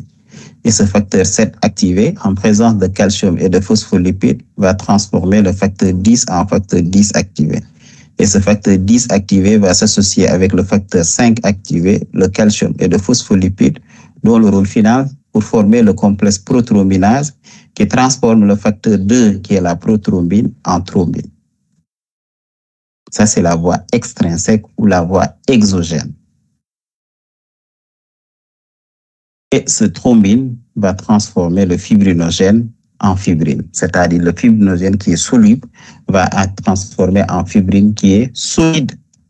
C'est-à-dire pour venir renforcer le clou plaquettaire qui est formé à la suite de l'agrégation plaquettaire. C'est la voie la plus rapide et la plus importante en hémostase. Maintenant, la voie intrinsèque ou la voie endogène. Donc, ça commence par l'intervention de ce qu'on appelle les facteurs contacts qui sont dans le sous-endothélium.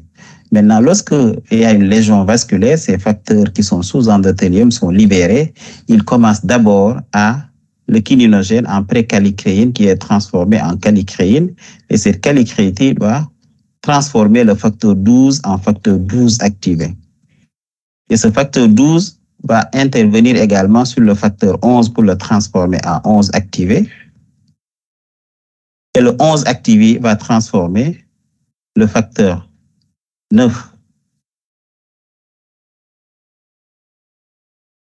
12 en 12 activé, qui transforme le facteur 11 en 11 activé.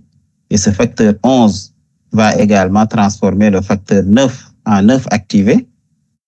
Et ce 9 activé, en s'associant avec la phospholipide, mais également avec du calcium pour former ce qu'on appelle le complexe ténase.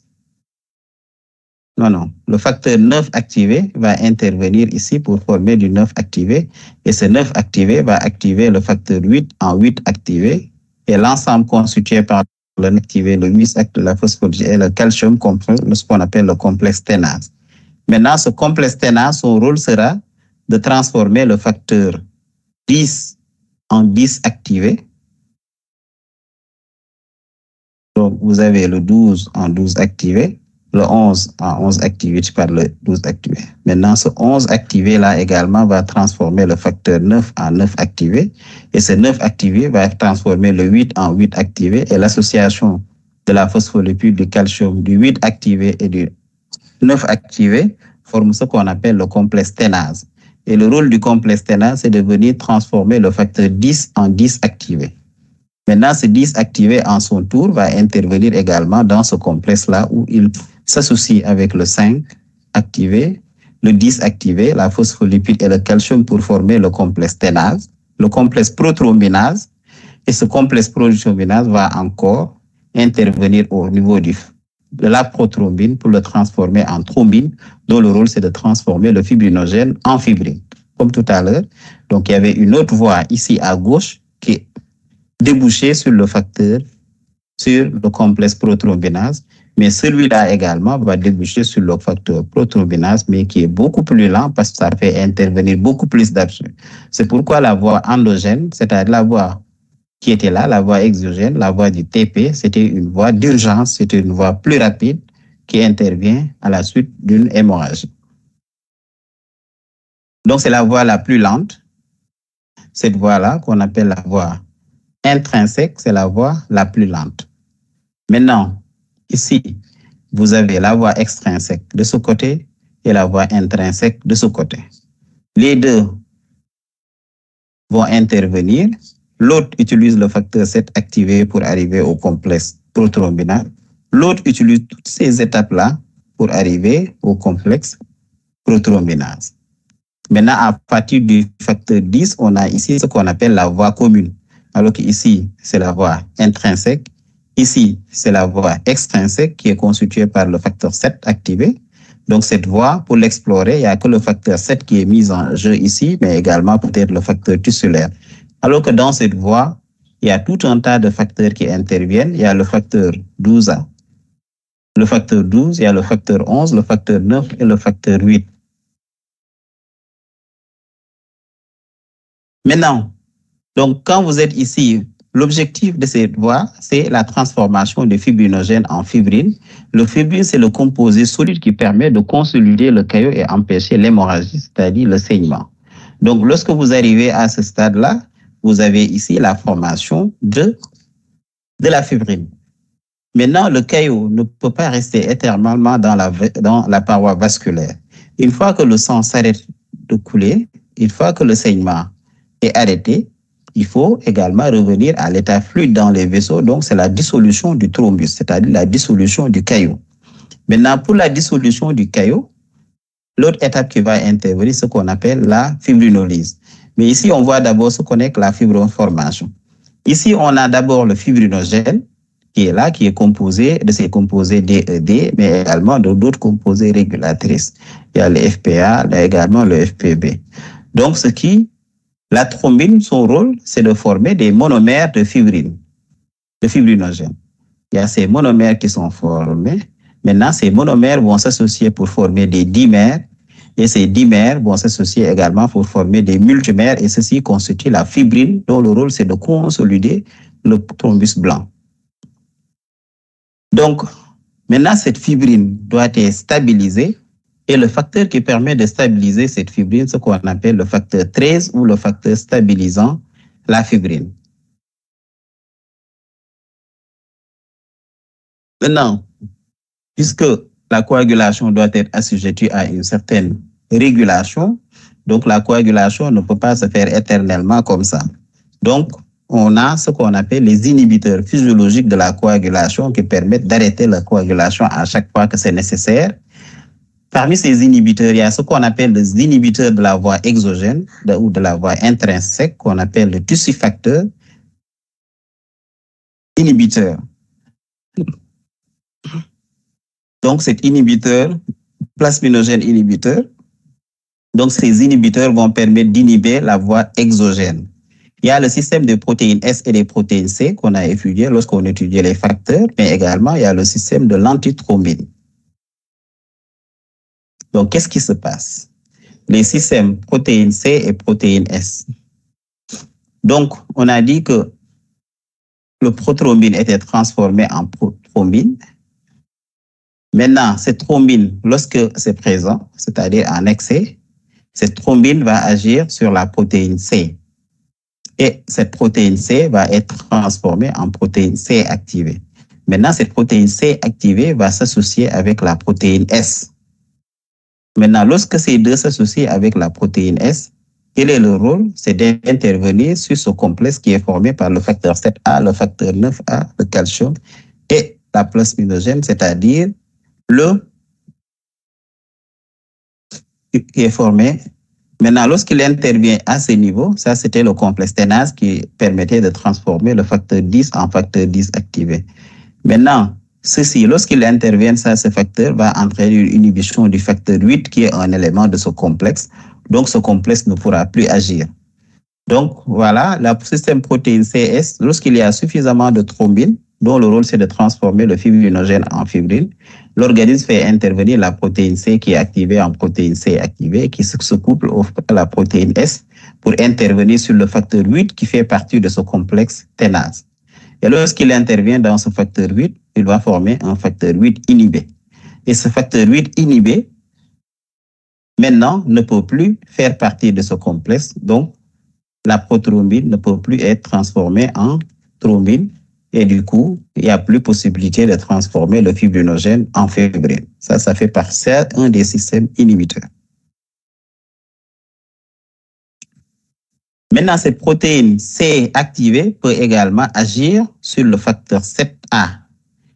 Ce facteur 7A fait partie de ce complexe qu'on appelle le complexe prothrombinase et pour former un facteur 7 inhibiteur. Et lorsque le facteur 7 inhibiteur qui intervient dans ce complexe ne pourra plus également jouer son rôle, donc la prothrombine ne peut plus être transformée en thrombine et la fibrinogène ne peut plus être transformée en fibrine.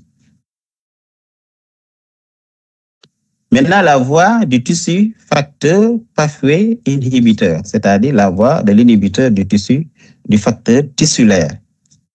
Comment ça se passe, lui? Donc, le facteur tissulaire, celui-là, il va s'associer avec le facteur 10 activé. Donc, lorsqu'il s'associe avec le facteur 10 activé, inhibition de l'action catalytique, et lorsqu'il s'associe à ce facteur, il inhibe complètement le facteur 10 activé. Et lorsqu'il inhibe le facteur 10 activé, ça inhibe également le facteur 7 activé, donc inhibition de la liaison du facteur 7 et du facteur tissulaire. Donc, ce facteur 10 activé va éliminer complètement cette liaison du facteur tissulaire par le facteur 7A, ce qui entraîne la formation ou bien ce qui entraîne l'activation de la cascade de réaction du facteur tissulaire. L'autre inhibiteur, ce qu'on appelle l'antithrombine. Donc l'antithrombine va se fixer sur la thrombine.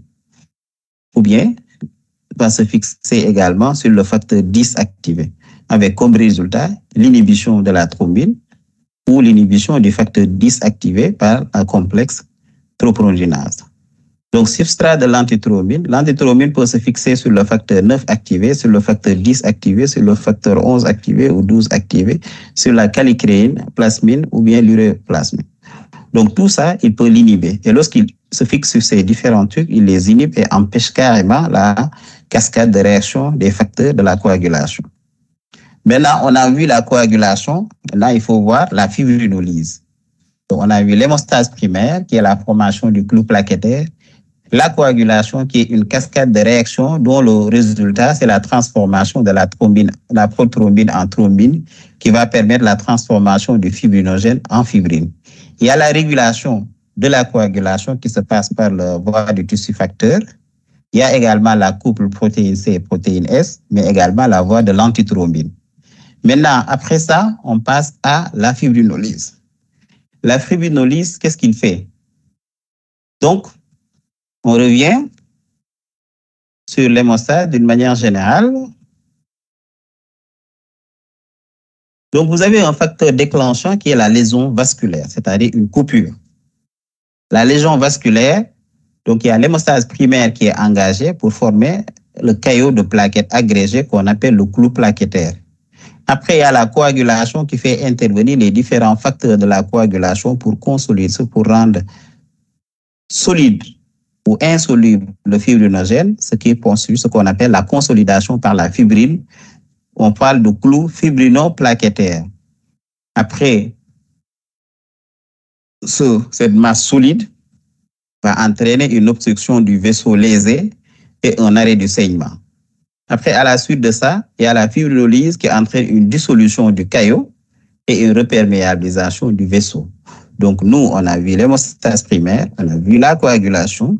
Maintenant, lorsque tout s'arrête et qu'il n'y a plus de sang qui coule, il faut revenir à l'état normal. Et ce qui permet de revenir à l'état normal, c'est ce qu'on appelle la fibrinolyse ou dissolution du caillot. Donc, c'est l'ensemble des mécanismes physiologiques de dégradation du caillot de fibrine. Les acteurs de la fibrinolyse sont le plasminogène, la plasmine et les activateurs du plasminogène. Donc, ce sont les acteurs de la fibrinolyse. Donc, c'est l'ensemble des mécanismes physiologiques de dégradation du caillot de fibrine. L'activation du plasminogène, qui est une glucoprotéine synthétisée par le foie. Les activateurs du plasminogène, c'est le TPA, qu'on appelle l'activateur tissulaire du plasminogène. Il y a l'urokinase, mais également la streptokinase. Donc, qu'est-ce qui se passe? Ici, vous avez que, à la suite d'une lésion vasculaire, vous avez le kininogen de haut poids moléculaire, ou bien le calicréine, qui va activer le facteur 12A par la plécalicréine qui est transformée en calicréine. Maintenant, cette calicréine va intervenir ici. Il y a ce qu'on appelle le pro-urokinase qui va être transformé en urokinase. Donc, vous avez le facteur 12 activé qui transforme la calicréine en calicréine. Et cette calicréine va agir au niveau de la pro-urokinase pour le transformer en urokinase. Et ce urokinase, son rôle, c'est de transformer le plasminogène en plasmine. Et ceci, ça peut être fait par ce qu'on appelle le tissu, l'activateur tissulaire du plasminogène qu'on appelle le TPA, qui également, à partir du vaisseau lésé, peut carrément transformer le plasminogène en plasmine. Donc la fibrinolyse, c'est la plasmine qui intervient. Et cette plasmine, maintenant, va aller détruire la fibrine. Donc ici, l'urokinase qui est transformé, pro-urokinase qui est transformé en urokinase a pour rôle de transformer le plasminogène en plasmine. En autre côté, l'activateur tissulaire du plasminogène va transformer le plasminogène en plasmine. Maintenant, ce plasmine, qu'est-ce que ça fait? La plasmine a la possibilité maintenant de venir agir sur les facteurs 7, le facteur 8, le facteur de Wilbrand ou bien le facteur 13.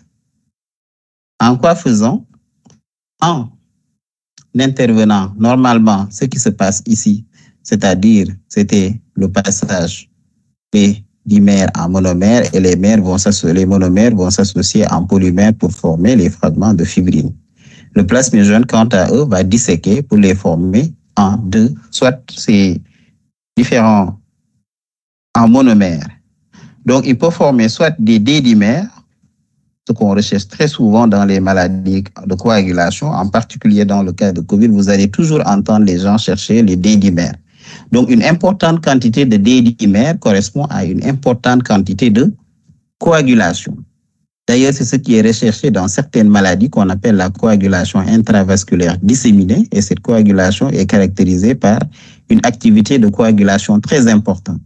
Donc, si on recherche les D-dimères et qui sont très longs, ça veut dire qu'il y a une coagulation très importante qui a été effectuée. Donc, ces différents composés vont être séparés en fragments D, mais en fragments E. Donc, il faut les dissocier, les multimères en monomères, ensuite à leurs fragments constitutifs, c'est-à-dire les DD et les EE. Donc, les fragments DD, ce qui constitue les D-dimères et les fragments E. Donc, la fibrinolyse, qu'est-ce qui se passe? Donc, quand on fabrique de la plasmine, le plasminogène est transformé en plasmine par les activateurs du plasminogène, à savoir l'activateur tissulaire du plasminogène, mais également l'urokinase. Maintenant, l'activation du plasminogène en plasmine, et ce plasmine, son rôle principal, c'est de venir détruire le caillot. Donc, c'est ce qu'il fait, il va venir détruire le caillot. Donc, dissolution du caillot, mais également la reperméabilisation du vaisseau lésé. Donc, voilà ce que fait la fibrinolyse. Maintenant, les régulations de l'activation de la plasmine, puisqu'on a dit que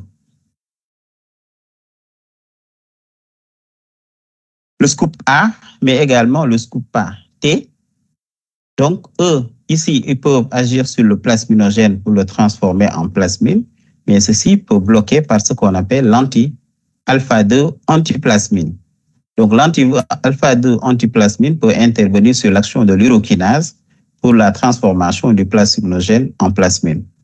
Soit il peut carrément inhiber l'inhibiteur, c'est-à-dire de l'activateur tissulaire du plasmine.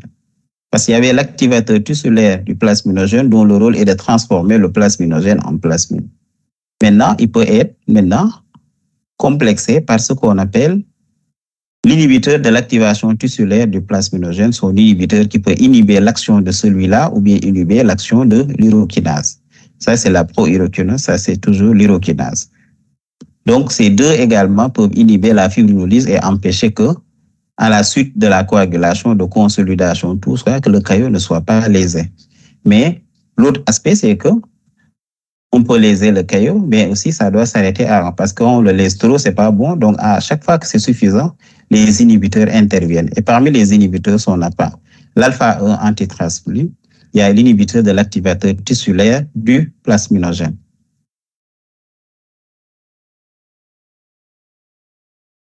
Ah. 37, il reste 20 diapos. Est-ce qu'on doit continuer ou on doit s'arrêter? Allô? S'arrêter. On peut s'arrêter. D'accord. Prochainement, on va faire l'exploration de l'hémostase parce que ça nécessite votre attention. C'est quelque chose qu'on va voir très souvent. En pratique d'ailleurs. C'est là où on parlera de TP, TCA et tout. Et ça, c'est des examens que vous voyez très souvent à l'hôpital. C'est bon. Est-ce qu'il n'y a pas de questions?